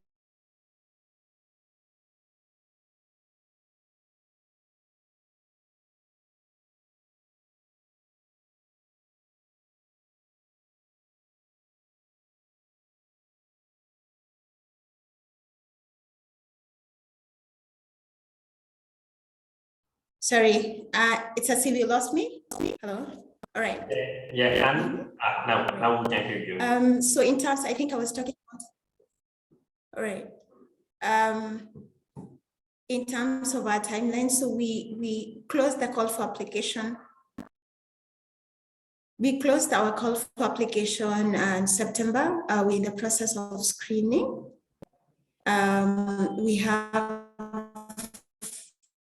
We will unveil the 10 finalist businesses to kick off the due diligence, and then kick off the investor readiness program and the KYC for the selected business. We intend to have investment decision by December for 10 selected business. So in terms of the areas of building bridges that we see across those 3 countries, and that can even flow over other countries in East Africa. Also market entry to new markets to scale for the businesses that we will be working with. And that's where we see collaboration opportunities for other players who are in this call, including BIC, and also human resource capital and competence that can be shared across the business. As you have heard from the speakers, competence and human capital is important for any business to kick off and scale. We also see funding as a key element, not only linkages to investment, but unlocking investments that we can channel to these businesses across the region. The final one is the pipeline building, which is a key one because it wasn't easy for us to be able to identify the businesses we have potential to work with in Ethiopia, Somalia, but working with other partners who are already in the process of supporting businesses will be a key contributor to the success of this initiative. Thank you, Ruben. Thank you very much, and thank you for your time today and for this excellent presentation. We'll be in touch for future opportunities, I'm sure. So let's keep connected. Finally, it's time to delve into the important role of universities in entrepreneurship. For this, Dr. Abdi Mohammed from the Giga University College of Business and Economics will present some ideas on university collaborations between Ethiopia and Somalia to facilitate innovative business creation and exchanges. Dr. Abdi. Thank you, Mr. Ruben, and I'd like to say once again, thank you for your being here. And it is an honor to be a member of this presentation. And I would like to present a little bit, and I will share you the screen, and then inshallah I will say a little bit on how we can build in Ethiopia and Somalia bridges in terms of university collaboration. And I do like to have on this one. Have you seen on what the screen? We are seeing your inbox now. Okay. You're sharing a different window, not the presentation. Okay, great. Let's wait.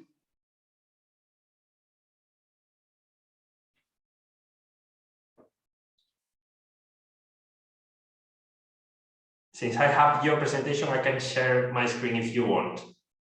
Okay, great. I have made a little bit correction, and also if you have on that one, it's better. But sure, let me go to your the one that you do have. Okay. So I'll share my screen then.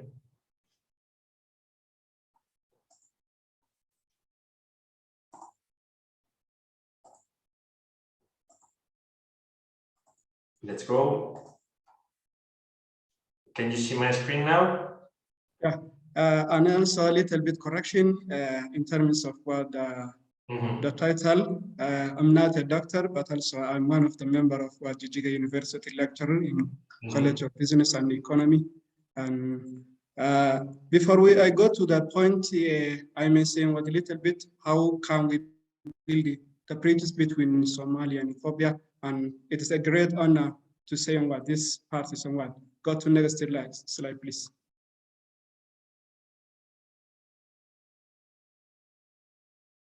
So based on what, before we go to what, the crucial point of what, the bridges between Ethiopia and Somalia, I would like to say a little bit on what, why entrepreneurship is a crucial and rising for what, the two countries.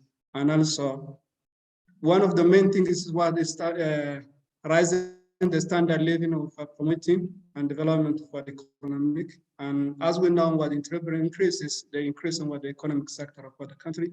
And as well, this makes what to increase in what the small and medium business enterprises. And as recognized, this one is, it is a part of what to have a reduction of what the poverty and increase in what the economic value of what the country. And to have on this one is a kind of solution for economic growth, modernization, creating of jobs for what they use, and also the unemployment, and also get to have what one main part of what entrepreneurship is what economic or what income generating activities. And this is the main things that we are going to have. Small and medium business entrepreneur can contribute to create a job and economic economic growth of what the country. Did you hear me, Robin? Hello? Yes, we can hear you well. Okay. The other point is that regarding why the university are going to build on this one in terms of what the university moves one step ahead by striking a mechanism to increase on what entrepreneurial, and also one of what they increase on what the culture, creating a new business idea. So the university has an mission.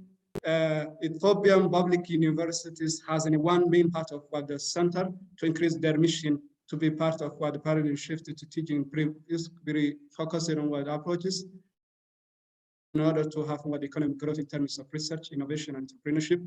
But also universities has what the major steps to recognize what the source of knowledge. And though we do have what the universities, they are going to increase their knowledges from what their business incubators, business enterprises, and also to increase on what the new technology that increase on what business advances. As we know that across the globe, the global issue, one of what the main is what entrepreneurship and the increase on what the economic, they are being positioned as what the strategic asset of what innovation, and this increase in what economic competitive for what that countries, and also this makes what one of the major higher education sector of what the Ethiopian and also the Somalia institution, and to increase on this one, they increase some parts of what to be one of the main player to increase their business incubators and to increase the economic sector of what the country. And more of what the university become one of what the transform of technology and ensuring it to the new graduates to start up on what the new skills and knowledge that they required to contribute their workforces during what the business incubator or when they are going to join the universities. So go to the next slide, please.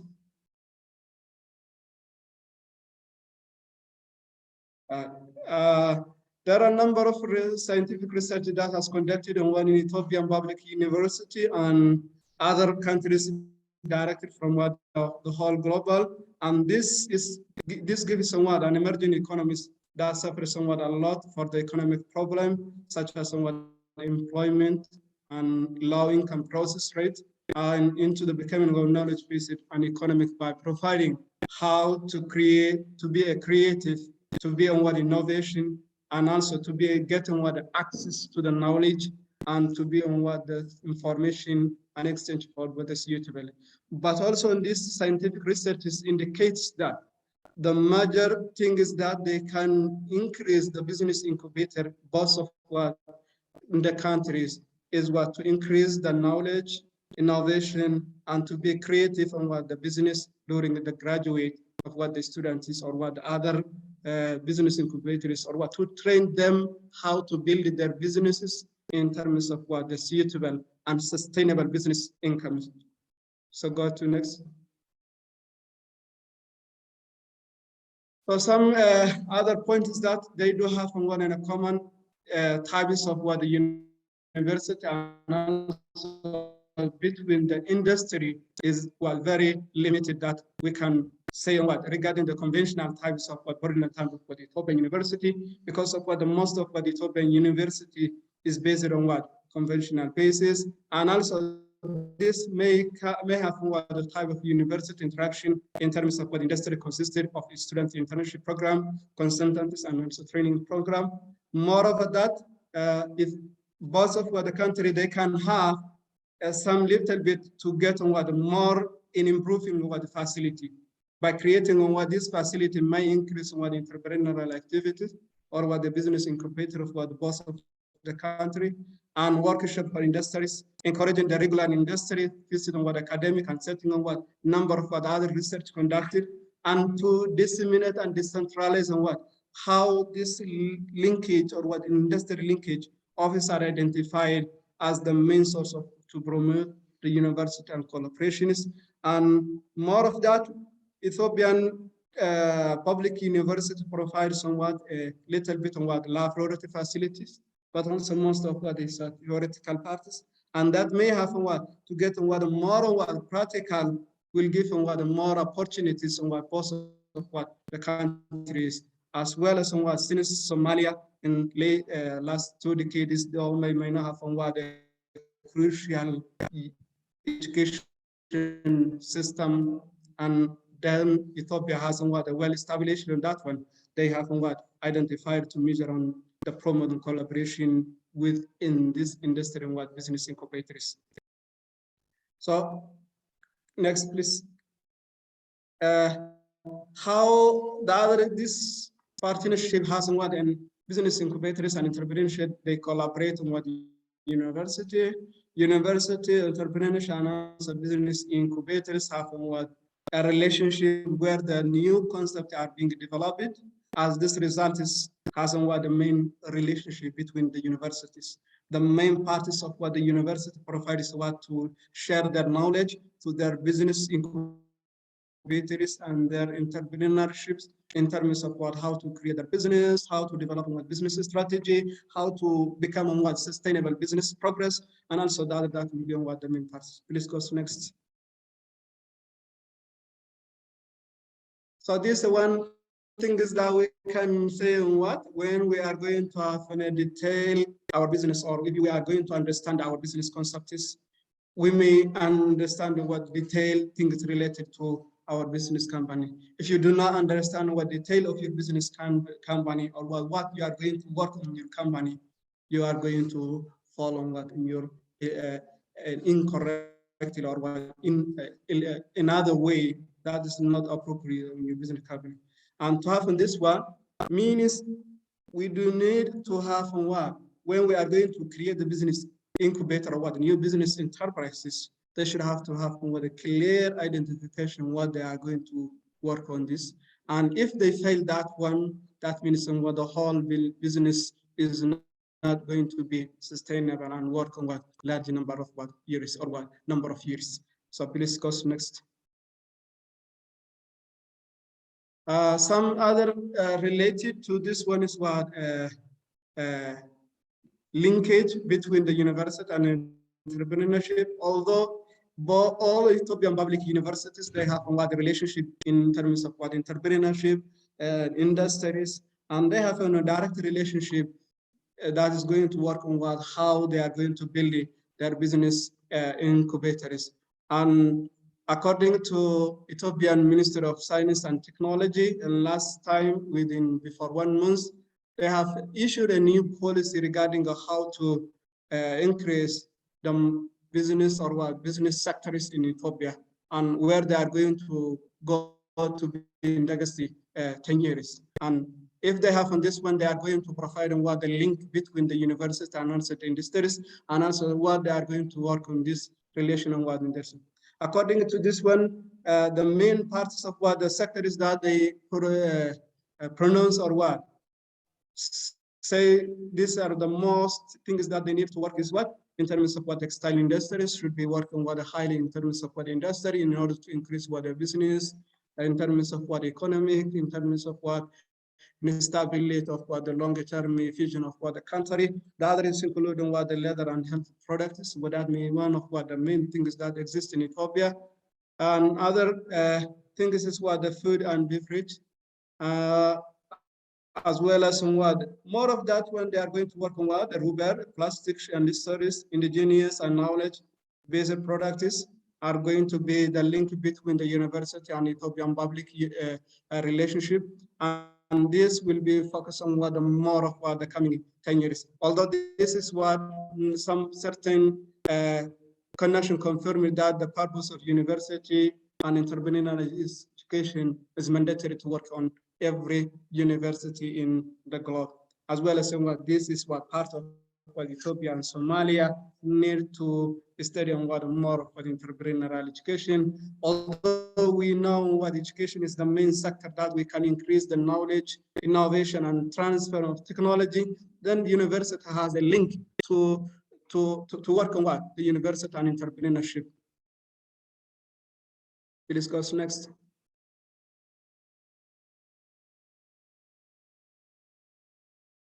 So although there are a number of things that Ethiopia and Somalia can create in both business, and both of the countries can make a great opportunity in terms of what the growth and the great business incubators.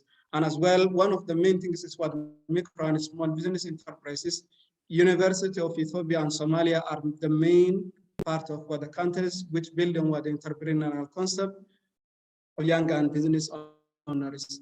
Since we know this one is what Ethiopia and Somalia, the main part of what the universities are going to work to in terms of what business entrepreneurs and build on what the other business young entrepreneurs. Go to next, please.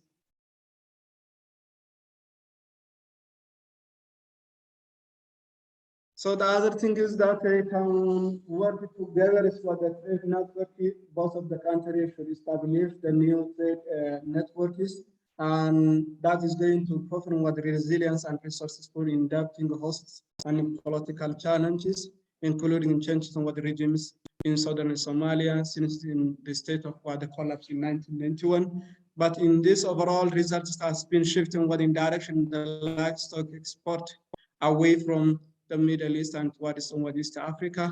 This building is what less increase in what the economic ties of the regions and become one of the major challenges that when the Somalian government collapsed in 1991, it increased on what the economic closure of the countries.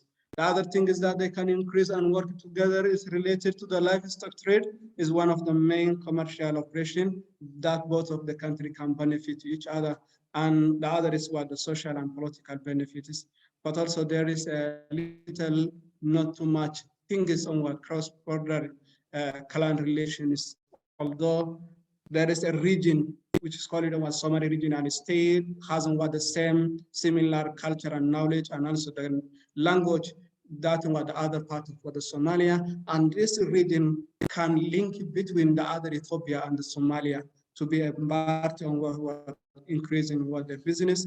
And this involves on extensive network of the people to help on building and trust of integration among the countries, as well the policymaker of the countries, both President Mohamed Abdullahi Farmajo, as well as Dr. Abiy in Ethiopia, and also Isaias Afwerki. They have making regional economic integration plan for the coming last 2018, and is still not yet on completed on their effectiveness. But this also creates somewhat two parts. The university has somewhat to make relationship to work on this one, how they are going to create this relationship for the regional economic integration, and this may work on to increase on the livestock of both of the country can create the police to over the livestock management is. So would you go to the next, please?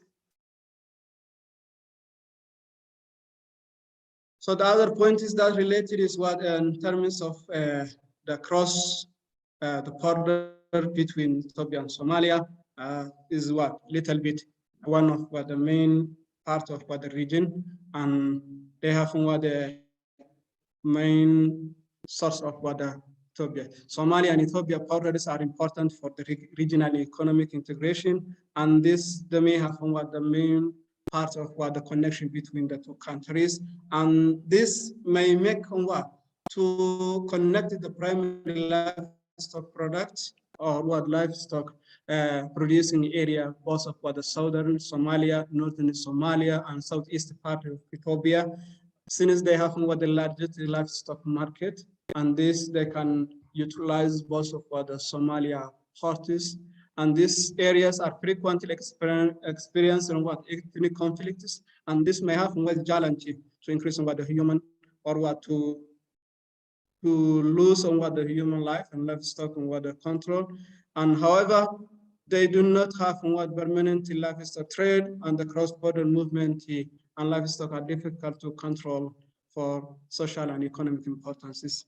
And the other thing is related is because of the tightening and the security at entry point of both of the Ethiopian government and Somalia, the borderland remains porous and like an international border regions, and the border closure are not predictable, and also at what time they are going to work or to stop the working between the borders are not predictable. And usually the political instability, mostly in Somalia, is also may affect on this thing is often livestock trade, and the other users of this business do not know why this is going to occur. And this is because of the two countries. There is also a cross-border issue in terms of conflict, and not yet on officially opened on the cross between the two countries. There is somewhat informal working this, but also this is not on officially working on the borderlands. And regarding to border in Ethiopia and Somalia are not yet officially opened, and more of that than the Somalia counterpart in case of the security and serious communal conflict is going to be also there. And also there are a number of escalating in market taxes and strengths of market regulations and livestock movements, and difficult to use some of the others is going to have an amount and more of the other difficulties that they manage on the borders. And also the trade license in livestock disease, poor veterinary services, weak physical and also administrative infrastructure are the main core and pastoral producers. And some of the other challenges, go to next slide, please. Next one.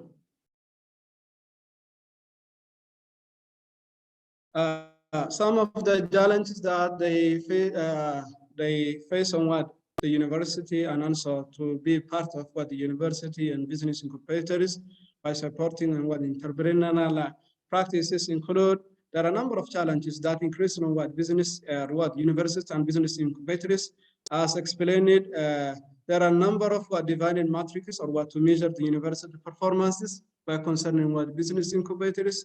And this, they have confirmed that many challenges in managing business incubators is to find the leader of that university. And this can solve them by maintaining a good relationship with the local firms or with the local government or what the local business enterprise with the companies as they are the good recruiter and the money companies get on what the CEO through what the university provide or what has been given what the knowledge. One of the most important barrier that has been widely discussed in the literature is what?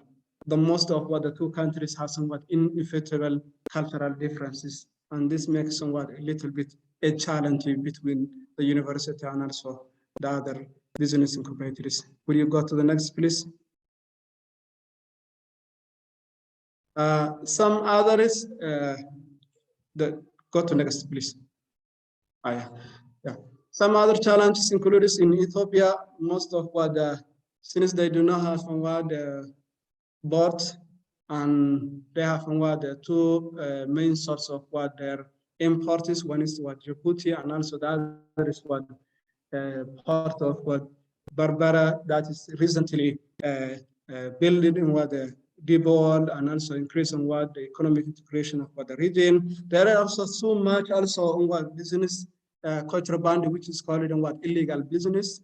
The other challenges that they do have in what business incubators is what access to loan or what access to finances. And also the other thing is related to what incomplete customer satisfaction is what one of the main things of what the business incubators, since they have already started the business, and also some of the company wanted to start the business, they do not want to create their business on what customer satisfaction. The other related to what taxation is what too much related on what the effect of what the effect of what the taxation is also another challenges in what in the countries. Getting the right staff, which means somewhat the lack of what the staff or the workforces is also another challenges in both of what the countries. Or if they get on what the right staff, sometimes they may need to request on what too much because that cannot fulfill on what their requirements. And also there is somewhat a high turnover of what the employee from business incubators. One of what the main challenges is what getting the right staff and what right work supports to the business incubators. Will you go to the next, please? And overall, there are also several other problems that the university and business incubator can identify. The first is what financing sources should be identified those of what the business incubators, and I do try to minimize on what the next two or what three, and also go through what a little bit. And the other is what university has a second point is what infrastructure availability is one of the other challenges, and the other is what inaccurate cooperation between university and government and industries is absence of the legislation. There is no clear absence of what the Ethiopian university regarding on this one. And other opportunities that they confront between Ethiopia and Somalia is going to work on what business incubator and the role of what supporting business practice. Would you go through what the next, please? We go to next. Yeah,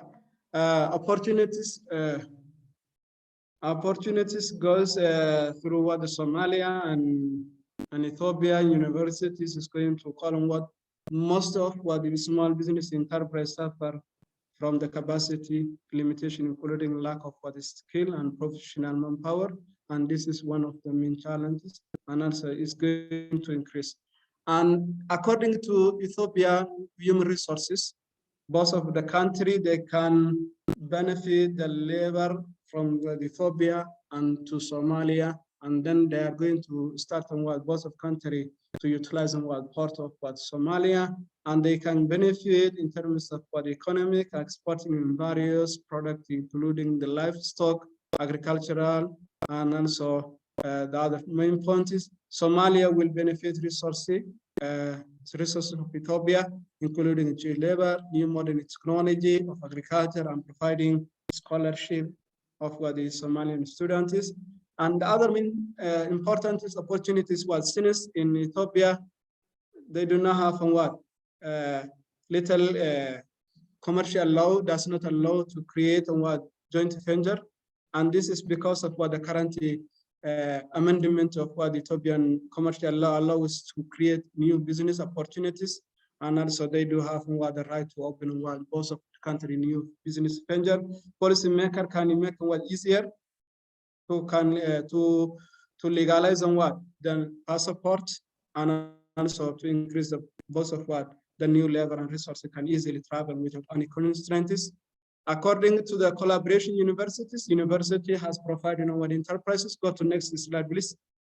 And mostly the university focus on what employability and also entrepreneurship, internship, in terms of what industry environment decrease, as well as somewhat the collaboration also includes somewhat the key or the nature of what the graduates, since the relevant content of what the curriculum is also going to give them what collaboration between the business incubators, digital literacies, and also including increasing emphasis, but moving the target of what their business.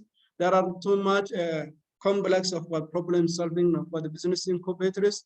Currently, the Ethiopian Public University starts to increase the entrepreneurship and also the other points is from the business and also they do have what critical thinking, creativity, and also payment management is. Some the other include somewhat research innovation and well-defined goals, and also the benefit of the university includes somewhat to develop efficient mission and strategy of what the business objective is. They can get on what the university since they do have what human resources who have capability to produce their business strategy, and as a manager expectation of what the both sides, the universities of what both countries can provide little or too much regarding what building expectation, building the trust between the two countries and respect to each other is going to work on what the collaboration. Other is what conversation of what regular stakeholders and various national wide is also some other parties. The other includes what capital or human capital development, including what encouraging the public publication and also the other research publication increasement, and increasing the cross-domestic revenue of what for both entrepreneur and technology is also another issue that the universities is going to work. And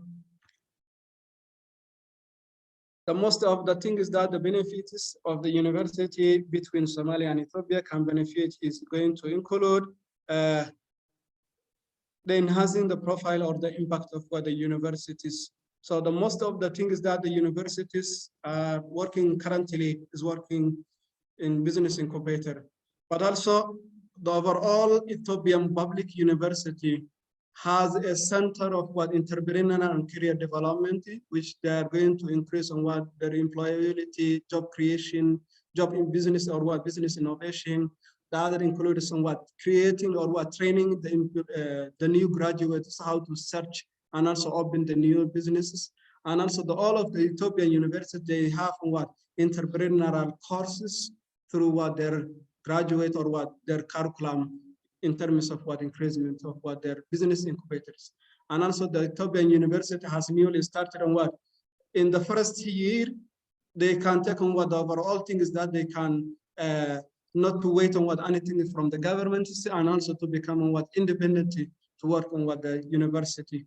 And also some other included on what the whole Ethiopian University, lastly, they have conducted, they have a forum they conducted on what IGAD universities in Jijiga University, and one of the discussion included on what how to create the business technology in terms of what IGAD University, and also some of what the examples include somewhat Haramaya University. They have on what agribusiness value chain, which increases on what the whole other universities, and also including the other points is that they include on what Ethiopian University include. Some points they do have on what, like an example, Somali regional state before 1 week, they have on what 150 new business innovation or what new business incubator. They are going to compete each other, and also they are going to work and give what startup capital. And also almost 60 of them, they have win on what to get on what this and funding from the government is also another new business. And also university has the main party to take on what to evaluate how this new business developers or what the new business establishment are going to evaluate what they are going to the main sources. This is going to be the main parts of what Ethiopian university, and also they can get on what more of the other things. Thank you for your listening. Thanks to you, Abdi. Since we are a little bit behind the schedule, I would like to share some questions with you from the audience, and together with my colleague Robert, to allow the interaction with the different attendees. Let me start with some of the questions posted up to now, and there's a question that maybe Robert could answer. Who will be the responsible body to sustain the platform after phase out of the EU support? Robert. Great, thanks for the question. Always a very good one. I think at this stage, we are very open to looking at all the possibilities. Our experience of building networks that need to be sustainable is that probably you need going forward to have funding or income from different sources. So it may be that the network could be partly funded by members, the incubators. It could partly be funded by some public donors or even international donors. And also it could partly be funded through the selling of services. We are working a lot with some of the other incubator networks around the world, including AfriLabs, and we're all aware of the problems that are needed in terms of revenue for networks and also for incubators. And obviously, particularly for incubators, because incubators are essentially working with startups, entrepreneurs, who obviously don't have a lot of themselves funds available to pay for services. So my own personal view is I think you always need like a public-private approach. And I think what's most important, and I think was highlighted today, is you need to get the whole sort of ecosystem supporting entrepreneurship in a given region. An incubator can't survive by itself, in my opinion. And again, for the networks, we need to have everybody on board, all the stakeholders, private and public. And if everyone sort of buys into the vision and mission and is prepared to give in a little bit, the revenue-wise, hopefully there can be a smart business model to ensure that, in this case, BIC Africa can go forward. But it's an excellent question, and one we'll be working on, I said, as soon as we start the project in its activity stage. Thank you. Thanks, Robert. Thank you very much. We have a question for Marcos from Business Scale Out, Africa Impact Manager in Reach for Change. Marcos, you have mentioned that there is a need to change the way we are measuring impact. What are the new recommended impact measurement areas? Thank you very much for that question, Buzunash.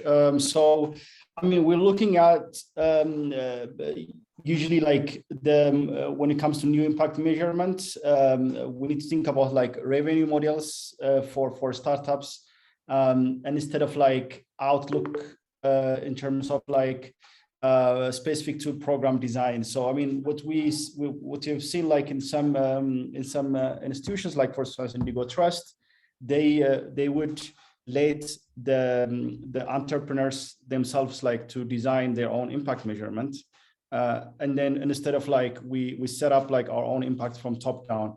I think that's one aspect. But the other thing is like this is entrepreneurship, this is business. So we need to looking at like how many actually like investments raised, how much business performance in the market is more weight than the quantitative aspect we do. So we need to go a little bit more on the qualitative side, and also be a little bit more open-minded about the different impacts that we can create, not just only like in the textbook level that we practice so far. Thank you very much. Thanks, Marcos. And there's a question for Christian from SEQUA. You said the upcoming project will benefit 15 incubators. How can incubators implementing in Ethiopia be part of this program? Will there be a call, or have you already identified the incubator? Is there an opportunity to be a partner, Christian? Yes, of course, there's an opportunity. We, of course, out of these 15 incubators, 3 are set because those are the new incubators. Of course, also their capacity needs to be strengthened. We will have an approach similar to the one Benoit Lariel from the E-Delegation Somalia described, where we also look at the organizational aspects of an incubator, at their business model, at their communication capacities, at their management styles, and also at their marketing. And out of these 15 incubators, 12 spots will be selected competitively. We will publish a call for proposals, or a call for expression of interest, I would call it, during January, most likely. We are already preparing it. And to this call for expression of interest, all incubators in Ethiopia can apply, and then we will evaluate their interests according to, of course, published criteria, and then we will select the 12 who will, in addition to the 3 preset incubators, benefit from the incubation capacity building program. Yeah, we welcome everybody's interest. Look out, and we are looking forward to working with you.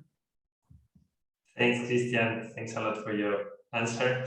There's a question that could be probably answered by Sharmarke from Najib Abdi on building bridges between Somalia and Ethiopia, and in particular dealing entrepreneurs and cross-border trade.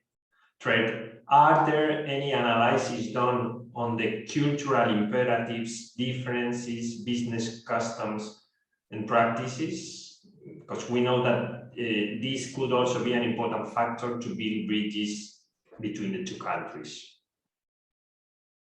Shamarke, what do you think? Hi there, Ruben. Thank you for from the Jeep question. I think there's been some studies on the Berbera corridor, a more comprehensive diagnostic study that's been conducted by different donors and stakeholders. There's also been, before, I guess, some parties want to sort of design programs and activities. They sometimes undertake stakeholder analysis and possibly also a political economy analysis. So this is has been done through, I believe, different partners. I'll be more than happy to share that with you, some of these research. But the border between, I guess, along the Berbera corridor, like I mentioned earlier during my presentation, the inhabitants or the population are ethnically very similar.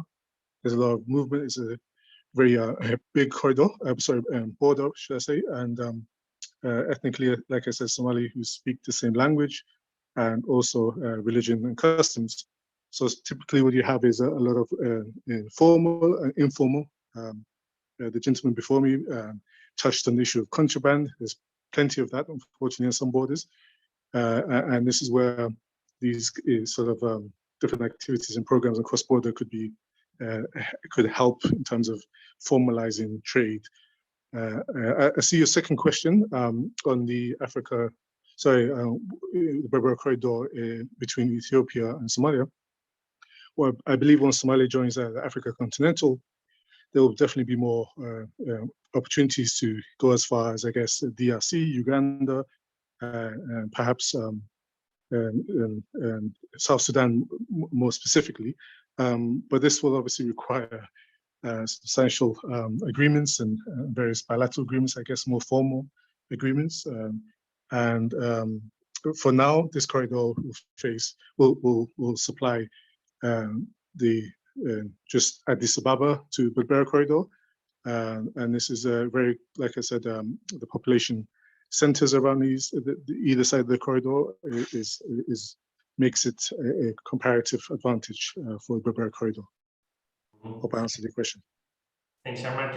And there's another question from Abdi on the Berbera corridor. And do you know if interest has been expressed by other countries in the region to make use of this corridor, or is the target for now only the Ethiopian market? For now, I believe it's only for the Ethiopian market, but with all corridors, similar to, for example, Northern Corridor, Mombasa, between Kenya and Uganda and Rwanda and other countries, and an essential corridor from Dar es Salaam, Tanzania to Burundi and Rwanda as well. These are sort of, there's various infrastructure along these corridors that have ways that they can be integrated or interconnected. And I think between the investor in the Berbera port and DP World, for example, having assets in, for example, Rwanda, they could actually get volumes to the internal container depots in Rwanda if they really want to sort of channel through Berbera. On the other side of that, but I think for now, definitely for the short term to medium term, this will be purely just between Somaliland and Ethiopia corridor. Thanks, Jean-Marc. I think we are running out of time.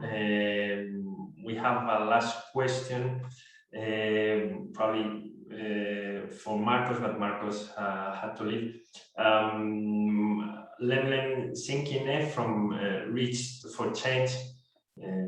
My question is, what is the plan regarding the role of incubators in the building, in these building bridges between Ethiopia and Somalia? I don't know if there's someone from the speakers that could reply to this question.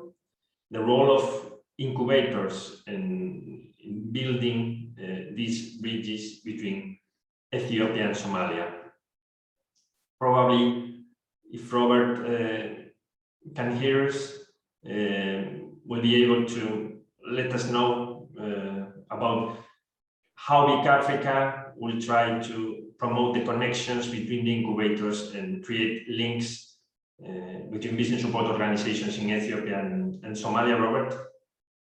Yes, indeed. I mean, I think from our own experience so far in Europe, we understand obviously things are a little bit different, but nevertheless, there is often great value in incubators exchanging between themselves, in our case, across regions, in this case, across countries. Because although every regional context is different, of course, incubators still face some generic problems and challenges. And we find that the networking element, especially when incubators are physically close to each other and they can share on a regular basis the problems, the challenges, and the success stories that they have, this all really helps in terms of building bridges between two places that are located quite close geographically. And also we've seen in our own experience, sometimes there can be very interesting opportunities for startups, companies, again, to engage with each other. Sometimes there can be perhaps markets that companies are not so aware of that are actually relatively quite close to each other. And indeed, we've even seen in some cases whereby there can be joint projects, joint enterprises who are working on this in the same sector, who actually can then forge collaborations. Possibly they weren't aware that they were working on the similar challenges on innovation or markets. And so, as was stressed today, I think that this sort of networking element is very, very important.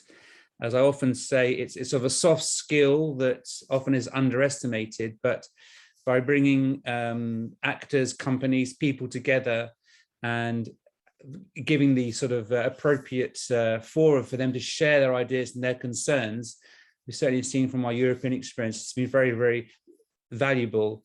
Incubators by generally are we're quite a sort of sharing community in any case. And this networking element, I certainly think, will help to build the bridges, particularly on the Ethiopia and Somalia side. Thanks, Robert. Thank you very much. Thank you very much. There are still some questions on the chat, but we are more than half an hour behind the schedule, and some of the speakers need to lead to other meetings and other activities. So we will reply to these questions on a bilateral basis to Ifranur and to Nebiu.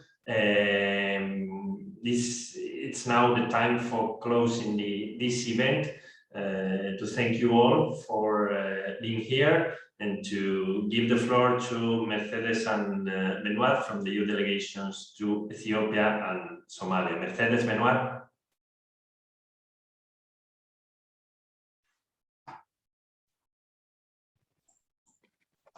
Yes, Ruben, thank you very much.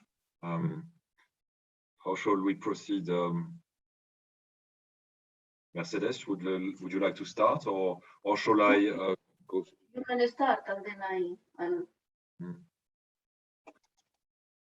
All right. Okay. Well, I'll share. I've listened to all the presenters and to the questions raised. Very interesting, and indeed, I think I need to go through my notes in the coming days and maybe liaise with some of you to pursue this discussion. Well, I'll try to wrap up a little bit with a few, I think, key aspects that have been discussed today. Well, my takeaway first is obviously that now the EU is starting 4 new country-level projects for business incubation in Africa, plus the BIC Africa project at regional level, and probably in the future more country-level projects. So I think this is for us an opportunity and a responsibility to have to contribute to the structural change, not only in these 4 countries, but also in the whole region and on the continent. So I think this is quite an exciting challenge, and there will be. I think it would be interesting to in the coming years to share this information and these experiences across countries. In terms of innovation, finance, and business models that we have managed to set up. Then I think Sharmak presented the Berber report experience. I think for me, as I said, it's a very good example of the transformational effect that can be expected from a major infrastructure project. So there are obviously high expectations with this example, including in areas like circular economy, as Sharmak mentioned, the digital trade, and many others beyond the traditional productive sectors. So I found that quite interesting as well. Then with the following presentation, I will pick up the funding aspect and the call for not only innovative funding, but also flexible in the way we measure it, flexible in terms of timeliness, and having basically tailor-made, or at least financial instruments that are adapted, or financial services, not only the instruments, but financial services that are adapted to the specificities of the startups that we aim to support. And an example was mentioned about equity investments made by the incubators themselves to be financially sustainable, and the experience from abroad. So I'm curious to see how this could be further developed in the region. What can we do as EU as well? Because as I understand, there is one of the main obstacles is the lack of experience from the entrepreneurs, from various actors, including perhaps some incubators in the area of equity funding. So can we translate this into an issue of training? Would the offer of specific training answer to that challenge, or is there something more, something deeper that we need to think about. The role of diaspora in funding and investment has been raised again. I think this is a topic that is regularly comes up into the discussion. I see indeed, as it was mentioned by Anna from Bajea, yeah, there is the question of trust. And well, if I were from the diaspora, indeed, the question I would have is, well, who would actually be able to guarantee my capital in case the investment is not successful? Or would at least my capital be guaranteed? At least that would also basically that would reassure me that the risk of losing all my money is limited. And as mentioned, I very much agree with this idea that we need to build a pipeline of investment projects. I think from our perspective as donor, it's a good way to also see what is the depth, what are the characteristics of the investment projects, and then to discuss this with the financial institutions, including development finance institutions, and basically contribute or facilitate the link with these potential investors. Then on the role, and I'll finish with this, but on the role of universities, there were very, very interesting ideas there. Allow me to maybe to going beyond just summarizing what has been said, but to share my opinion on this. From my perspective, what I see, and maybe if I'm not wrong, let me know otherwise. But for me, the priority with universities is really to strengthen their curriculum in science, their curriculum in finance, marketing, enterprise management, and then to articulate this progressively with a strong role in the research and innovation area, where I'm convinced that there is a huge potential, or the universities could play a very important role, including, as it was mentioned, by partnering with university. I think in terms of applied research, applied science, there's a lot could come from such partnership with industry, which is probably in need of research, but could also offer its own expertise or resources. I think starting with the dialogue between universities or research centers, I mean universities in the broad sense, but starting with the dialogue with industry, structured engagement might be a way to identify very specific opportunities. But I don't very much see a role for universities, at least in the short run, unlike perhaps in other regions, in indirectly incubating. As there are already established incubators.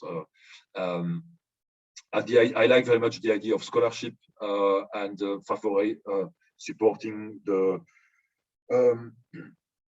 academic experience abroad for young students. And you know that on the EU side, we have we have the Erasmus program in Europe. We have the Erasmus Plus for foreign students, for offering opportunities for foreign students to come to Europe. So I think this idea of regional exchanges would be interesting to explore this further. I don't know where are the opportunities and whether there are already initiatives in that area, but I found that very interesting. Thank you very much, and over to you, Ruben. Or Mercedes. Okay. So I want to thank everybody for this meeting, and it was quite interesting. What I saw, a lot of the discussion was on the obstacles and the problems, which we actually are addressing in our project. But I think something where we could use, especially that since we have the network, is to work further. Is on actually how do we use our projects and the network to build further bridges. I mean, not only in discussing problems and all, but also into really enhancing collaboration between incubators or between companies in Somalia and in Ethiopia. And okay, at this moment for me that's less clear than we know the problems they go through, but at this moment is less clear, and I think we can work on it further. Okay, the experience of the Berbera port, I think that it was a very interesting presentation. And okay, in the delegation here, we are working on, we are supporting several of the agro-industrial parks. So we could also try to discuss further how we could, whether there is potential to link, maybe to enhance collaboration and link these parks with the Berbera corridor, whether we can do something about it. And in our programming, we want to, well, for the next programming cycle, one of the things we want to work on is on circular economy. So if we can link it to the Berbera corridor, that will be great, and ideas will be welcome. And well, I don't have anything else to say, just that I think I would like to see something in the future. Maybe we can explore how to see something more concrete into this building of bridges with more concrete examples. Thank you. Thanks, Mercedes. I'm sure we will have several occasions to explore specific opportunities, right, Robert, in the coming months and in the coming years? Indeed, we look forward to that, very much so. And please reach out to us, as I said, via the email or LinkedIn, because I'm sure ourselves and BIC Ethiopia and BIC Somalia, when we all start, obviously would like to get to know the local partners and stakeholders as soon as possible. Thanks. Thanks, Robert. Thank you very much to all the speakers and all the attendees that have been here for almost 3 hours, almost 1 hour more than expected. This means that we have raised the interest of the audience in this interesting project, and of course we will be in touch and we will be providing more information in the coming weeks and months to start working together in supporting business incubators and entrepreneurship in Ethiopia and Somalia. Have a nice rest of the day. Thank you very much. Thank you. Thanks, everybody. Thank you very much. Bye-bye. Thank you very much and bye-bye. Thank you. Thank you. Bye-bye.